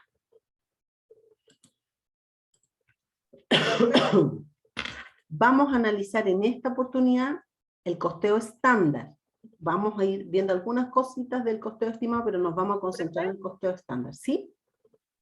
consulta así como otro ejemplo para diferenciarlo más fácil. ¿Cómo podría ser? Es que para diferenciarlo más fácil es, la estimación es una a priori. El estándar es lo que tiene que costar. Tú tienes un trabajo, tú haces un estudio. Por ejemplo, a ver, yo tuve un emprendimiento, les voy a contar, y esto va a quedar grabado, pero bueno. Yo tuve un emprendimiento de venta de pisco sour con tablas, ¿ya? Entonces tenía mi emprendimiento, hay 3 tipos de sour, Ken, jengibre y tradicional. Y además lo acompañaba una tablita salada, ¿ya? Y todo eso por un precio, ¿no es cierto? Con delivery y todo. Cuando está el quédate en casa. El tema es que cuando yo, antes de partir con ese emprendimiento, yo estimé ciertos costos. ¿En qué me basé? En la experiencia. Si ya había hecho antes pisco sour, yo más o menos sabía cuánto sale, ¿no es cierto?, la botella de pisco, el limón y el azúcar. Lo estimé. Eso hice una estimación y dije, más o menos esto, el sour me va a costar tanto, entonces lo podría vender en tanto. Pero cuando hice costeo estándar, yo establecí ciertos parámetros. Ahí ya hice cálculos. Ahí fui y coticé, ¿no es cierto?, cuánto era la botella de pisco, cuánto me rendía, ¿no es cierto?, cuánto me iba a salir por cada botella de pisco, cuánto me salía el limón. Hice todos esos cálculos y yo determiné y dije, tal como dice aquí, ¿cuánto es lo que me debería costar hacer el pisco sour? No lo que me podría llegar a costar, sino cuánto es lo que me debería costar. Entonces yo dije, ah, no, esto me tiene que costar tanto, por lo tanto, tanto es mi margen y en tanto lo puedo vender. Hice esa diferencia. Primero fue, no, pues una estimación nomás, algo a priori. Pero después yo fui, coticé, tiré números, ¿no es cierto? Y dije, ya, esto es lo que me cuesta. Porque además, ¿no es cierto?, que el adornito, que la bolsita, etcétera, etcétera, todos esos costos, ¿no es cierto?, para que me diera cuál era el valor del costo o el costo estándar de ese producto. ¿Se entiende ahí un poco más? Sí, profe. Gracias. Ya ahí se enteraron de mi emprendimiento de pisco sour. ¿Ah? Bueno, bajo el costeo estándar, todos los costos asociados a los productos se basan en cantidades estándares o predeterminadas. Los costos estándar representan los costos planeados de un producto y con frecuencia se establecen también antes del inicio de la producción, por eso son predeterminados. El establecimiento de estándares proporciona a la gerencia metas por alcanzar. Eso es súper importante también, porque uno dice, este es mi costo estándar, esto es lo que tengo que llegar, este es el valor. Por lo tanto, forma parte de mi planificación. Y también el costo estándar es base para comparar los resultados reales. O sea, también ahí estoy ejerciendo control. ¿Por qué? Porque después yo voy a tener el valor real versus el estándar. Yo dije que esto es lo que tenía que costar. Y cuando tengo el monto real, digo, esto es lo que me costó, analizo por qué se generó esa variación. Estoy haciendo control. Un control ex post, sí, porque ya pasó, ¿no es cierto? Yo ya lo hice, ya tengo el producto. Pero ese control, de todas maneras, a pesar que sea ex post, después de, me sirve para retroalimentar mi proceso, ¿ya? Entonces tengo por un lado la planificación y por otro lado tengo el control. Los costos estándar son aquellos que esperan lograrse en determinado proceso de producción en condiciones normales. El costeo estándar se relaciona con el costo por unidad y cumple básicamente el mismo propósito que un presupuesto. Los costos estándares no reemplazan los costos reales en un sistema de acumulación de costos. Son dos cosas distintas. Yo tengo mi estándar y tengo mi costo real. Ustedes también, por ejemplo, para las pruebas, ustedes establecen sus propios estándares. Yo en esta prueba me quiero sacar un 4,5, ese es mi estándar. Y después, no sé, me saqué un 4,8. Analizo. O me saqué un 4. Analizo por qué se generó esa variación. Entonces no reemplaza el estándar a lo real. ¿Ya? Me sirve para hacer la comparación, pero no se reemplaza. El costeo es... ¿Perdón? ¿Sí, Laura? No, No, Francisca. Francisca, disculpa. ¿Cuál sería una diferencia con presupuesto? Ya, una diferencia con el presupuesto. Es que también hablamos aquí Cuando hablamos de costo estándar, estamos hablando de costos presupuestados, estamos hablando de costos pronosticados, de costos programados o de costos de especificaciones. Es lo mismo. La diferencia está con el estimado. Porque cuando yo hago un presupuesto tengo todo un proceso de respaldo científico para poder presupuestar. Cuando veamos presupuesto yo también se los voy a enseñar. No es solamente cuando yo hago un presupuesto que me baso en la experiencia. No, yo tengo que hacer cálculos. Tengo que tener un sustento que me respalde ese presupuesto. Entonces acá es lo mismo, el costeo estándar o el costeo presupuestado. ¿Me entiendes, Francisca? Sí, gracias. No son costos estimados, porque los costos estimados históricamente se han usado como proyecciones de lo que serán los costos unitarios de un periodo, mientras que los costos estándar representan lo que debe ser el costo unitario de un producto. Los costos estimados son una anticipación de los resultados reales, y los costos estándar son objetivos fijados. Yo me fijo ese objetivo. Yo digo, el estándar de este pisco sour, el costo estándar de este pisco sour es X. Pero antes de eso, yo estimé. Yo dije, no, si tiene que ser más o menos esto. ¿Ya? Ahí está la diferencia. Costo estándar se conoce también como un costo planeado, como un costo pronosticado, como un costo programado o como un costo de especificaciones. Y se establecen antes del inicio de la producción. ¿Para qué? Para que cuando yo ya inicie ese proceso productivo y tenga los costos reales, pueda hacer la comparación con este estándar. ¿Ya? Con este objetivo que yo me he fijado que es que sea X valor. Veamos cómo es una mirada general, ¿no es cierto?, de este sistema de costeo estándar. Yo tengo un proceso productivo, ¿no es cierto? A este proceso productivo yo le determino los estándares. Después de haber determinado cuáles son los estándares, hago la contabilización y hago el registro de los costos reales. Cuando ya tengo los costos reales, determino cuáles son las variaciones entre el estándar que yo dije y el real. Y así puedo proceder a hacer un análisis de esas variaciones. Cuando hago el análisis, yo busco las causas. ¿Qué motivos generaron la desviación? Esta desviación puede ser positiva o negativa. Si el estándar es, no sé, 5.000 pesos, por ejemplo, para el costo del pisco sour, es el estándar, y yo tengo 4.500, eso no significa que yo no tengo que hacer un análisis de esa variación. Si fue 5.500, también la tengo que hacer. Si me pasé o estoy por debajo del estándar, yo de todas maneras analizo la variación. Si estoy bajo el estándar, ¿qué beneficio me trae hacer el análisis de esa variación? ¿Cuáles creen ustedes que sería el beneficio?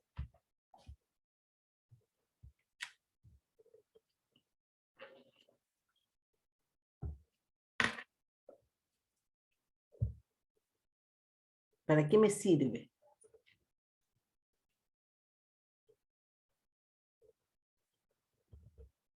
Tal como les dije recién el ejemplo. No sé, el costo tenía que ser 5.000, es el estándar, y fue, esa es la meta que yo me fijé que no, tiene que ser 5.000 pesos. No puede más porque tengo que venderlo en, no sé, en 9.000, entonces para poder marginar 4.000 pesos, tengo que tener un costo de 5.000, y fue 4.500.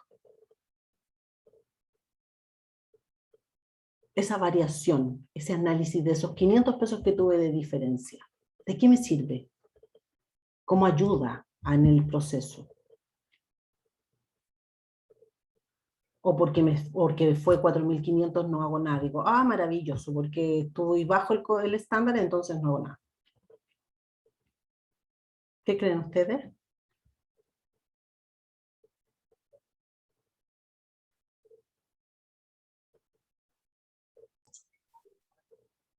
Alguien respondió por el chat. ¿Podría servir para pronosticar a futuro cuánto puede llegar el precio? ¿O pueden ser 500? Sí, podría ser. Ya, pero eso, para evitar que ahora sean 500, que después sean 1.000, que después sean 300, que después sean 100, yo necesito certeza para trabajar. ¿Qué es lo que tengo que hacer? con esa variación, claro, yo genero una estrategia. Efectivamente, como dice la compañera. Y yo voy a analizar eso. Yo digo esos 500 pesos, a ver, ¿por qué? ¿Dónde se generó? ¿En cuál de todos los ítems que yo tengo en mi costo se generó esta diferencia? Porque a lo mejor yo determiné mal el monto estándar. Lo determiné mal, lo calculé mal. Por lo tanto, tengo que ajustar mi estándar. ¿Me entienden? Entonces, yo esté por sobre o esté por debajo, yo tengo que revisar. Si estoy por debajo de ese costo estándar, esa variación, a mí esa retroalimentación positiva me ayuda a mejorar el proceso. Si estoy por sobre ese costo estándar, tengo que ir a revisar porque en alguna parte del proceso no estoy siendo lo suficientemente eficiente. Y por eso es que no estoy cumpliendo el estándar que yo quiero. O simplemente también el estándar era demasiado optimista y la verdad es que por muy eficiente que sea el proceso, no me va a dar ese costo. ¿Me entienden a dónde voy con el análisis de la variación?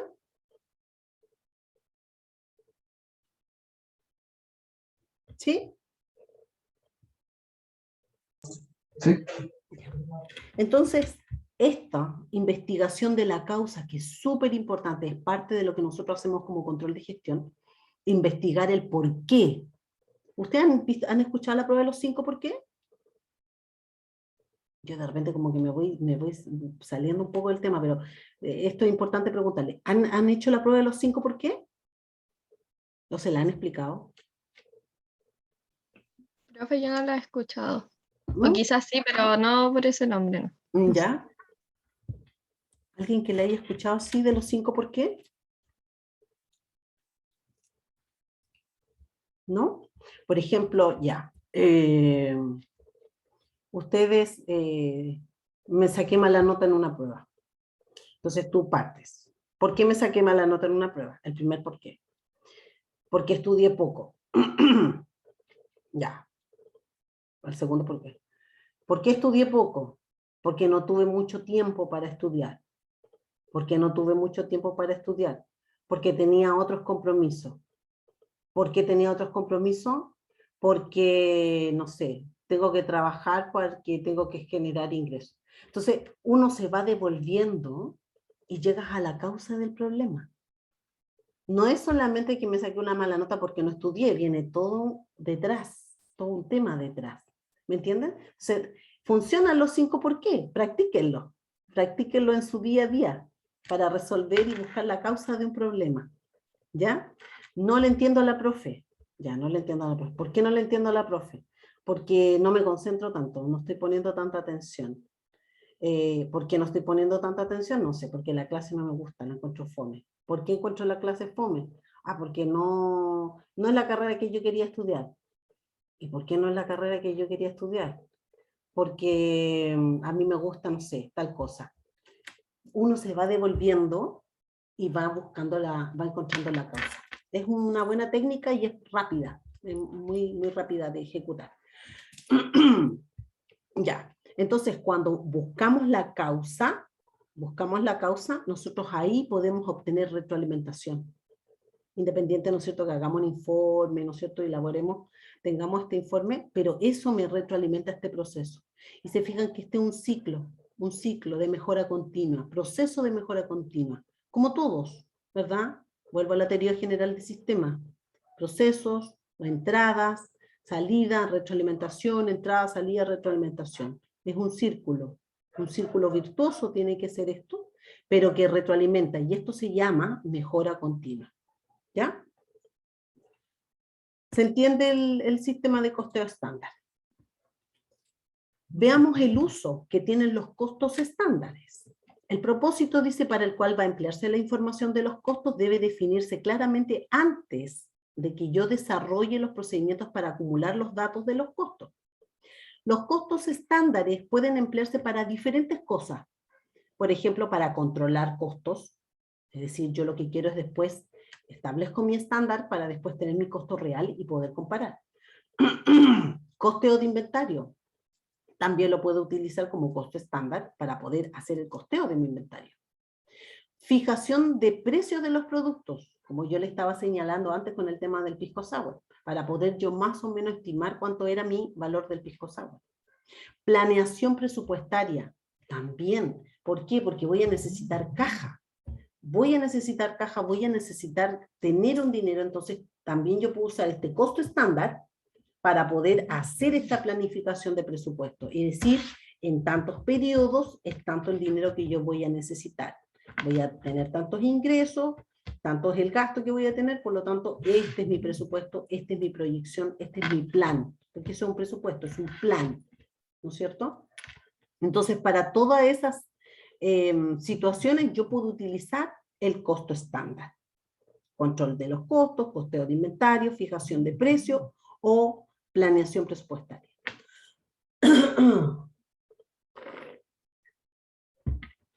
Tipo de estándar. No hay un solo tipo. Hay tres. Está el estándar fijo, el ideal o el alcanzable.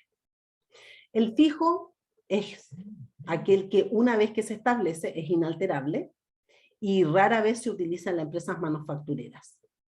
Es fijo, ¿ya? Y no se puede modificar. Eso, la verdad es que no es muy eficiente. El ideal se calcula usando condiciones utópicas para determinados procesos de manufactura. Supone que la materia prima, la mano de obra y el CIF se adquieren al precio mínimo y considera el uso óptimo, 100% de la materia prima, la mano de obra y el CIF. Y nosotros sabemos que esto, ¿no es cierto?, estas dos situaciones, que yo adquiera al mínimo valor materia prima, mano de obra y CIF, no es así en las empresas. Porque cuando yo salgo a cotizar la materia prima, la mano de obra, ¿no es cierto?, hay precios de mercado, hay fluctuaciones que tiene el mercado, y que por lo tanto me van a afectar los precios. Dariel me dice, no era preguntarse por qué a la respuesta anterior. No te entendí, Dariel, lo que me comentaste por el chat. Dariel, si me lo explicáis. Se lo escribió cuando estaba usted preguntando por los 5 por qué. Claro, pero no le entendí por qué me puso eso. Voy a buscar el por qué, voy a buscar los 5 por qué que me puso. Era por los 5 por qué, ya. Entonces, esto, la materia prima, mano de obra y CIF, ¿se van a adquirir siempre al precio mínimo? Es difícil, ¿no es cierto? Y voy a usar siempre el 100% de la materia prima, mano de obra y CIF. Nosotros vimos, existen pérdidas normales y anormales. Existe tiempo de ocio también en la mano de obra. Por lo tanto, el 100%, por eso es que es ideal. Y tenemos los otros estándares que son alcanzables, que estos se basan en un alto grado de eficiencia, consideran que la materia prima, mano de obra y CIF se pueden adquirir a un buen precio global, no el más bajo, pero sí un buen precio global. La mano de obra directa no es 100% eficiente y en la materia prima existen pérdidas normales. O sea, este es como el más realista, ¿no es cierto?, el alcanzable.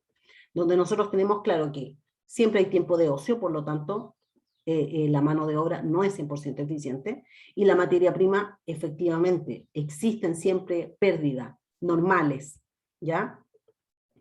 La mayoría, dice, de las empresas usan estándares que son alcanzables.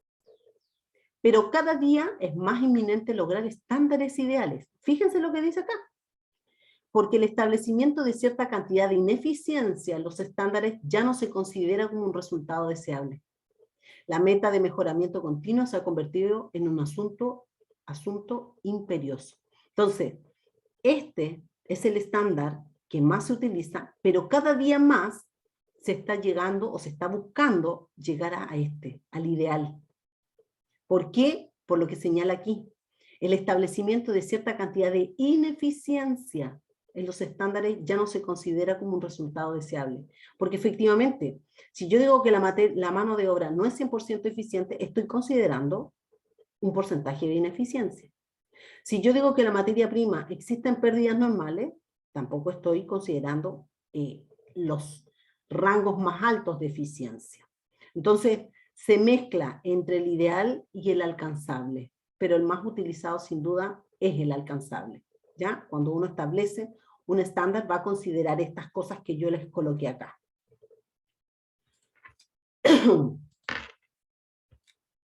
Establecimiento de los estándares.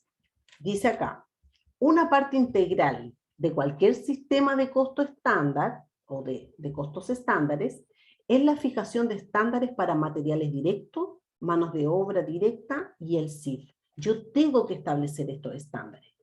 Entonces, para la materia prima directa, los vamos a ir viendo uno por uno, para la materia prima directa yo establezco estándares de precio y estándares de eficiencia. Vuelvo a repetir, para la materia prima directa establezco dos tipos de estándares. Uno guarda relación con el precio y el otro con la eficiencia. El estándar de precio son los precios unitarios con los que se compran los materiales directos. Primero se pronostican la venta total y el total de unidades que deberían producirse. Conociendo el total de unidades, el proveedor puede realizar descuentos por volumen y establecer el precio. La gerencia debe fijar estándares de calidad y entrega antes de que pueda determinar el precio estándar por unidad. El departamento de compras es responsable de examinar que el proveedor otorgará el mejor precio al nivel de calidad deseado. Eso es muy importante, porque efectivamente pasa mucho en la empresa que por lograr un mejor precio sacrificamos calidad, pero el estándar tiene que ir de la mano con la calidad. ¿Me entienden? Se tiene que definir así, este precio, pero también con esta calidad de producto, o con esta calidad de materia prima. Cuando se usa más de una materia prima directa en un proceso de producción, se debe calcular un precio estándar unitario para cada una de las materias primas directas. Entonces, ¿qué nos está diciendo aquí? Primero, yo tengo que conocer cuál va a ser la venta, porque yo voy a salir a negociar un precio. Necesito obtener el mejor precio, de acuerdo a la calidad que yo definí, de mi materia prima. Si yo voy a preguntar por una sola unidad, obviamente que me van a ofrecer el precio que hay en el mercado y no me van a ofrecer ningún precio ventajoso. Pero si yo voy, ¿no es cierto?, a una licitación y digo, necesito, porque voy a fabricar 2000 productos, 2000 pisco sour. Vamos a seguir con los pisco sour. Necesito ir a la materia prima más fuerte, la mía era obviamente el pisco, ¿no es cierto?, que es lo más caro. Entonces yo digo, necesito ir a cotizar para comprar 1000 botellas de pisco.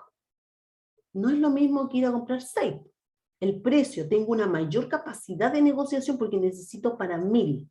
Por lo tanto, ahí voy a lograr un mejor precio.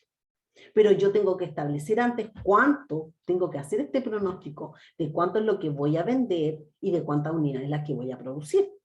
Y con ese total, como dice aquí, yo puedo fijar estándares de calidad, obviamente que los tengo que fijar, o sea, sé que no puede ser cualquier pisco, ¿no es cierto? Porque quiero vender algo de buena calidad. Entonces yo establezco ese estándar de calidad y salgo con este total de las unidades que voy a producir a buscar el mejor precio.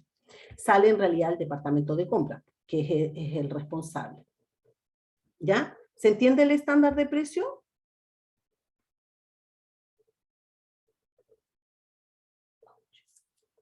¿Sí? ¿Se entiende el estándar de precio? Sí. Ya. El Felipe nomás me contesta. ¿Los demás chiquillos están? ¿Están? Sí, profe, estamos. Sí, Ya. Sí, profe. Ya, perfecto. Es que me carga así, que pienso de repente que están durmiendo y yo estoy hablando aquí como loca. Ya. Veamos el otro. El estándar de eficiencia. Seguimos con los estándares asociados a la materia prima directa. Los estándares de eficiencia hablan del uso o la cantidad, a eso se refieren. Son especificaciones de la cantidad de materiales directos que se debe utilizar en la producción de una unidad terminada. La cantidad de materiales directos necesarios para completar una unidad pueden determinarse a partir de estudios de ingeniería, análisis de experiencias exteriores, utilizando estadística descriptiva y o periodos de prueba en condiciones controladas. Claro, o sea, yo también puedo hacer una prueba y yo digo, en esa etapa de prueba, por eso es que dice etapa de prueba controlada, ahí puedo establecer el uso o los estándares de eficiencia, el uso, la cantidad de materiales que debo utilizar en la producción de una unidad. Entonces, de ahí ya esa información me sirve a mí para ser capaz de establecer cuál es el estándar de eficiencia. El área de ingeniería que diseña el proceso productivo puede fijar en forma realista estándares de calidad alcanzables. ¿Por qué? Porque es la que mejor conoce todo el proceso productivo, sabe cuánto es la capacidad que tienen las máquinas. Si estamos hablando de un proceso, ¿no es cierto? Ya salgámonos de los picos ahora. Si sabe, ¿no es cierto? Y conoce el proceso productivo. Por lo tanto, como lo conoce, puede ayudarnos en la fijación de manera realista de estos estándares de calidad alcanzables, ¿ya? Pero van de la mano. Nunca tenemos que perder de vista el tema de la calidad, ¿ya?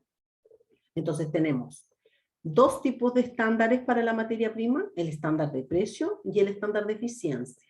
El estándar de precio, nosotros tenemos que saber cuál es el volumen, ¿no es cierto?, las ventas, la producción que vamos a tener para poder ir a negociar un buen precio.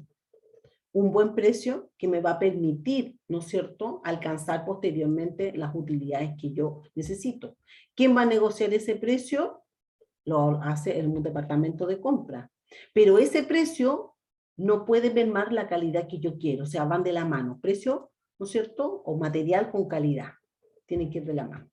Y la eficiencia es cuánto, cómo voy a usar la cantidad, ¿no es cierto?, que se requiere para utilizar, para poder elaborar este producto. ¿Cuánto material directo yo debo utilizar en la producción de una unidad? Lo mismo que el estándar de precio para una unidad. Ya. Veamos ahora el establecimiento de estándares, pero asociados a la mano de obra directa. ¿Ya? Entonces, en la mano de obra directa tenemos también estándares de precio y estándares de eficiencia. El estándar de precio son tarifas predeterminadas, estamos hablando de la mano de obra, las HH. Son tarifas predeterminadas para un periodo. La tarifa estándar de pago que un individuo recibirá usualmente se basa en el tipo de trabajo que va a realizar y en la experiencia que la persona ha tenido en el trabajo y queda reflejada este estándar en su contrato de trabajo. Porque ahí es donde establecemos, ¿no es cierto?, cuándo es el sueldo, el valor que nos va a costar esta HH. Vacaciones y licencias médicas no se consideran como parte de la tarifa estándar de pago porque normalmente se contabilizan como un CIF. ¿Ya? Eso también se los puse como dato para que ustedes lo sepan. Entonces, ¿cuál es el estándar de precio en la mano de obra? Va a variar. Varía dependiendo de el tipo de trabajo y de la experiencia que tenga la persona que va a desarrollar ese tipo de trabajo. ¿Y dónde encontramos este valor? El precio, ¿no es cierto?, de una HH que ha establecida en el contrato. El estándar de eficiencia asociada a la mano de obra directa hablan con los desempeños para la cantidad de horas de mano de obra directa que se deben utilizar en la producción de una unidad terminada. ¿Cuántos son las HH? Los estudios de tiempo y movimiento son útiles en el desarrollo de estándares de eficiencia. En estos estudios se hace un análisis de los procedimientos que siguen los trabajadores y de las condiciones, el espacio, la temperatura, el equipo, la herramienta, la iluminación, etc., en las cuales se deben ejecutar sus tareas asignadas. ¿Para qué? Para hacer más eficiente las HH, las horas, ¿no es cierto?, y la productividad que va a tener esta mano de obra. Hay algunos estudios que demuestran que el tiempo promedio, las horas, que se requiere para terminar una unidad, disminuye a medida que avanza el aprendizaje total. Efectivamente, cuando recién incorporamos una HH, un proceso productivo, viene toda esta etapa en donde aprende, y por lo tanto, su eficiencia va a estar mermada. En la medida que empieza a madurar, ¿no es cierto?, que empieza, como dice acá, a lograrse un aprendizaje total, es mucho más eficiente esa HH en este proceso productivo. Lo mismo que nos pasa a nosotros. En la medida, ¿no es cierto?, que nosotros entramos en un trabajo, obviamente que tenemos que aprender, nos vamos a demorar un poco más, pero cuando ya vamos agarrando mayor experiencia, vamos madurando en nuestro proceso en un puesto determinado, obviamente que nos hacemos más eficientes, ¿ya? Eso también pasa en el proceso productivo. Ahora, no obstante, también en los estándares de eficiencia hay que considerar estos límites físicos y mecánicos. sea, las personas tienen horas, ¿no es cierto?, que descansar. Las máquinas también, hay una cantidad de horas que pueden estar trabajando, también, ¿no es cierto?, que no se vayan a recalentar, etcétera, etcétera. Hay límites físicos y mecánicos que uno cuando establece estos estándares no los puede olvidar. No podemos decir que vamos a trabajar 24/7, o sea, la gente tiene que descansar, ¿no es cierto? Y además hay una normativa que lo respalda, ustedes ya vieron remuneraciones. Hay una normativa detrás que te exige tener un descanso mínimo de 8 horas. Entonces, a eso se refiere con los límites físicos. Esta, dice, etapa constante es el periodo en el cual la producción por hora se estabiliza. Ya. Veamos los CIF, el establecimiento de los estándares para los costos indirectos de fabricación. El establecimiento de estándares para los CIF es similar al de la materia prima directa y al de la mano de obra directa. La variedad, eso sí, que hay de ítems que conforman los CIF, mano de obra indirecta, materia prima indirecta, y todos los costos indirectos como el arriendo de la fábrica, la depreciación de los equipos, etc., genera que el establecimiento de estándares incluya muchas personas dentro de la organización. Por ejemplo, el gerente de administración puede ser responsable de los costos de limpieza, que establezca el estándar. El gerente de producción de la mano de obra indirecta. Los CIF fijos que no se afectan con la producción, como el arriendo de la fábrica y la depreciación, generalmente los controla la alta gerencia. Entonces, esto es una dificultad extra que tenemos cuando queremos establecer estándares para los CIF, porque son muchas las personas que participan y que tienen que trabajar para poder establecer sus estándares. ¿Ya?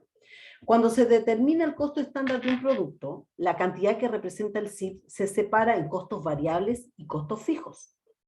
Un costo variable puede asignarse a los productos sobre un amplio rango de niveles de actividad y cambia en proporción directa con el nivel de producción. Efectivamente, tenemos CIF variable y CIF fijo. Los CIF variables se afectan por las unidades que nosotros producimos, pero el fijo permanece constante dentro de lo que ya nosotros conocemos, que es el rango relevante. ¿Verdad? Es fijo. Por lo tanto, cuando queremos establecer los costos indirectos de fabricación, tenemos que tener claridad que van a participar muchos actores. Y en la participación, ¿no es cierto?, que tenemos de muchos actores, además tenemos que hacer esta separación entre los CIF que son variables y los CIF que son fijos. ¿Y cómo podemos distinguirlos? Los CIF variables son aquellos que se afectan si yo produzco más o produzco menos unidades. Y los fijos no se afectan porque se mantienen constantes dentro de un rango relevante de producción. ¿Ya? ¿Vamos bien hasta ahí?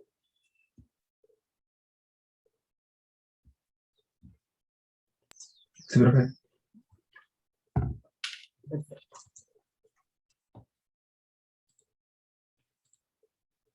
Entonces,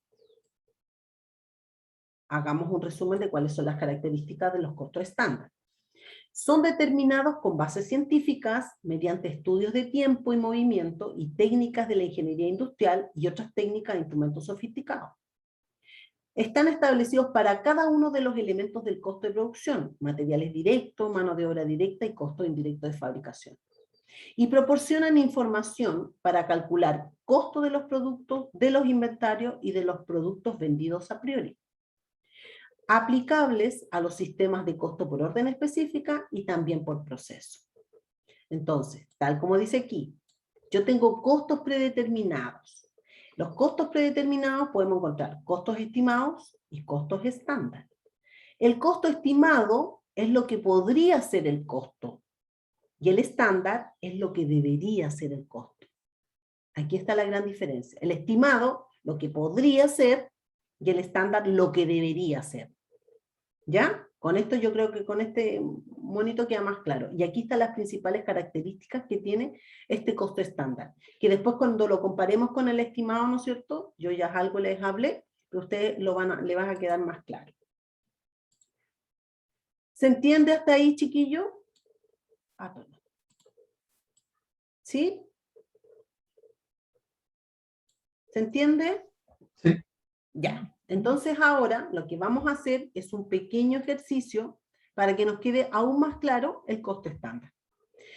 Aquí dice, yo lo saqué de un libro, por eso llegué y lo pegué, no iba a escribir todo esto. Dice, Bates Corporation decidió acumular los costos estándares, además de los costos reales, para el siguiente periodo contable.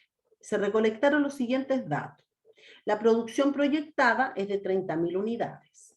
Los materiales directos requeridos para producir una unidad es de 2 toneladas.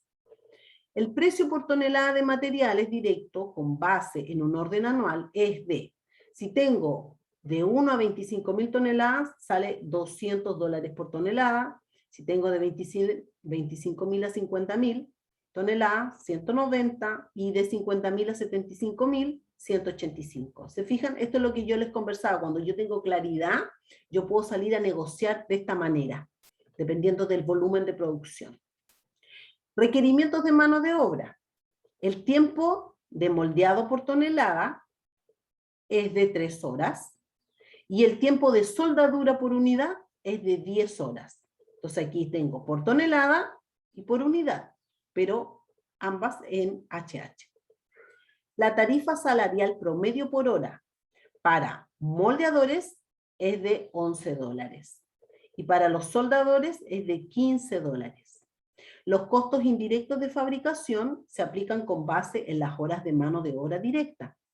Y tengo costos indirectos de fabricación variables de $120 y costos indirectos de fabricación fijos de 57.600. 120.000 y 57.600. Entonces, ¿qué nos piden? Que calculemos los siguientes estándares. El precio por unidad de los materiales directos, la eficiencia por unidad de los materiales directos, el precio por hora de mano de obra directa, la eficiencia por unidad de mano de obra directa, la tasa de aplicación por hora de mano de obra directa de los costos indirectos de fabricación variables, y lo mismo para los costos de fabricación fijos. Y por último, calcular el costo estándar total por unidad. Entonces vamos viendo este ejercicio.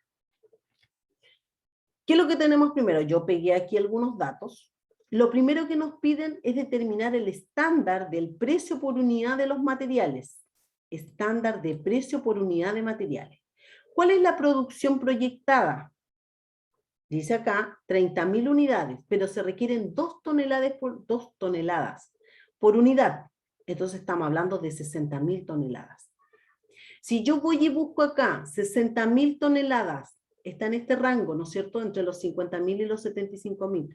Por lo tanto, ¿cuánto va a ser el precio? $185 por tonelada.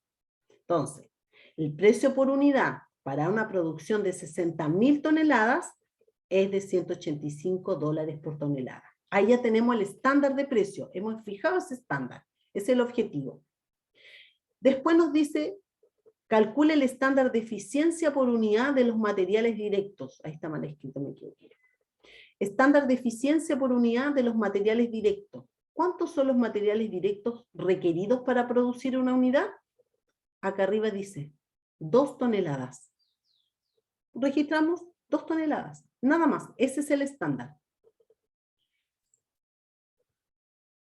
En el punto 3 nos dice el estándar de precio por hora de mano de obra directa. Entonces, ¿qué es lo que hacemos aquí? Tenemos 2 tipos de trabajo, que son los moldeadores y los soldadores. O sea, tenemos moldeado y soldadura. El total de horas al año. ¿Cuál va a ser el total de horas al año? Si nosotros tenemos que producir 60.000 unidades por 3 horas y 30.000, o sea, 60.000 toneladas por 3 horas, porque cada tonelada son 3 horas, por lo tanto tenemos 180.000 horas. Y en el caso de los soldadores, como es por unidad, son 10 horas por unidad. ¿Cuántas son las unidades? 30.000. Entonces, son 10 horas por 30.000, son los 300.000.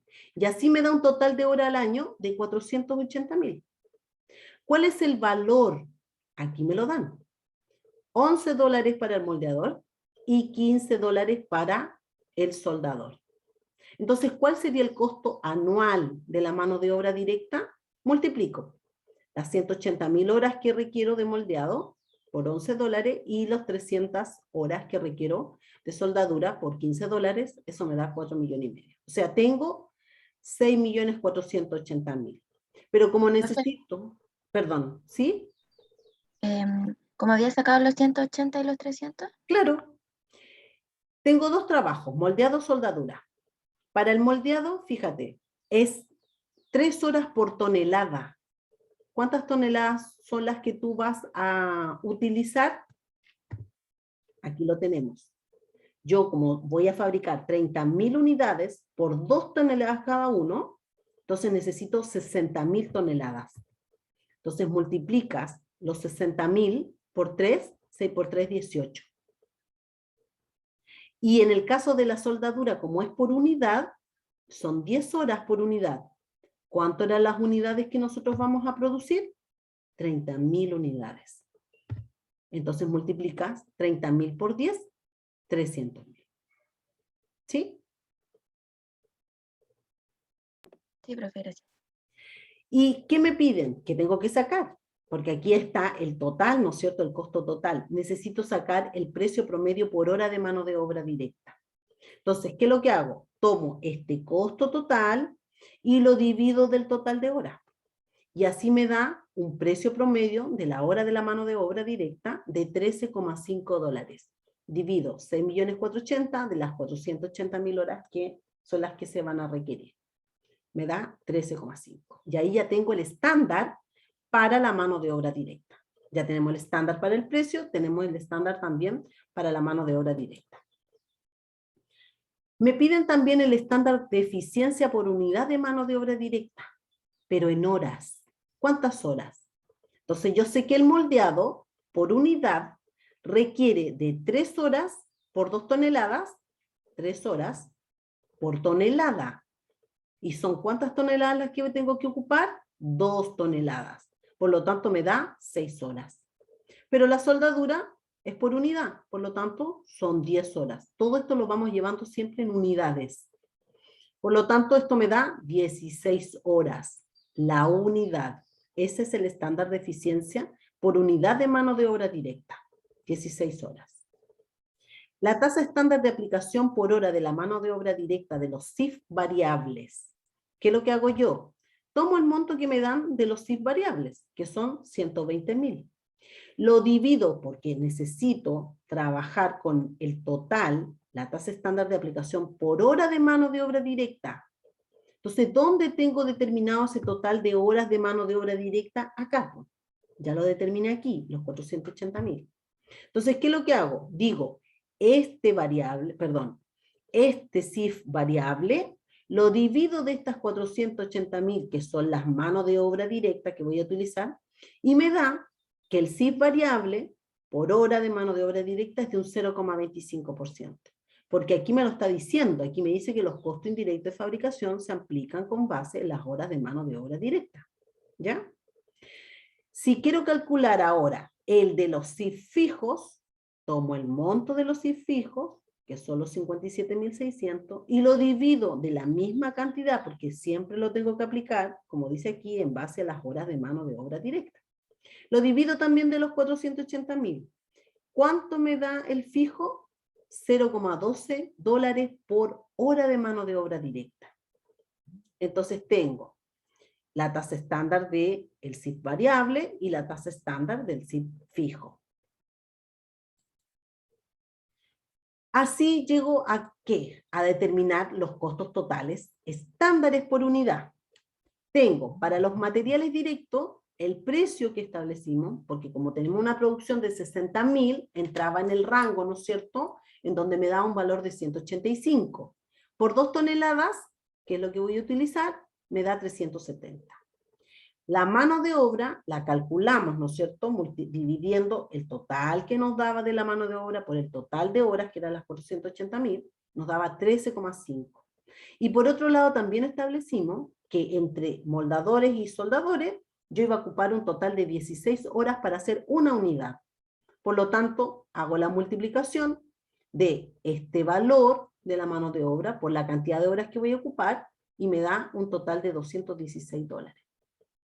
Y en el caso de los costos indirectos de fabricación, tengo que el variable y el fijo ambos están calculados en base a la mano de obra directa, que son 16 horas.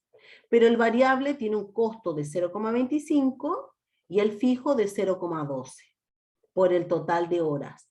Y así tengo un costo de $4 y de $1,92. ¿Cuál es el costo total estándar por unidad? 591,9. Ese es mi objetivo. Ese es el costo estándar. Eso es lo que debería costar. No lo que podría. Es la meta. Es lo que debe costar. Ese es el costo. 591,9. ¿Y cómo lo fuimos sacando? Fuimos determinando cada uno de los estándares que nos pedía el ejercicio. Precio por unidad, eficiencia de los materiales, precio por hora de la mano de obra, eficiencia por unidad de la mano de obra, tasa de aplicación por la hora de mano de obra, por el CIF variable y el CIF fijo. Fuimos calculando uno a uno, ¿no es cierto? Aquí están, se fijan, los 13,5.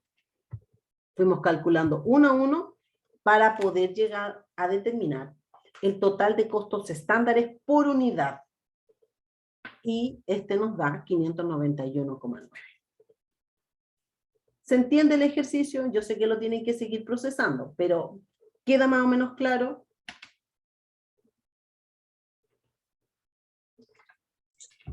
Sí. Sí, Felipe dice que sí. ¿Alguien más? Sí, sí, sí, ¿Alguien ya. tiene alguna duda? Van a hacer más ejercicios en el taller. Ya, yo ya les entregué este material al profesor Alejandro para que él ejercite tanto el costeo ABC como el costeo estándar. Entonces, chiquillos, son las 6:10. ¿Qué vamos a ver la próxima clase? El lunes 6 de septiembre vamos a continuar con la unidad número 1, que son los costos predeterminados, pero nos vamos a enfocar en los costos estimados y en análisis de variables, utilidad, variables. Y el jueves, este jueves, ustedes en el taller van a hacer más ejercicios de costo estándar y también aquí me falta anotar de costeo ABC, para ir reforzando lo que nosotros ya fuimos viendo. ¿Mm? Eso sería por hoy. No sé si están muy cansados. Yo traté de hacer la clase lo más dinámica posible y ocupar de buena manera los tiempos. En esta segunda parte estuvimos 1 hora, en la primera parte estuvimos 1 hora, 1/4. Díganme si tienen alguna duda, consulta, ¿qué les pareció la clase? ¿Está bien así como lo estamos haciendo? ¿Qué opinan? Voy a dejar de compartir para verlos y voy a parar la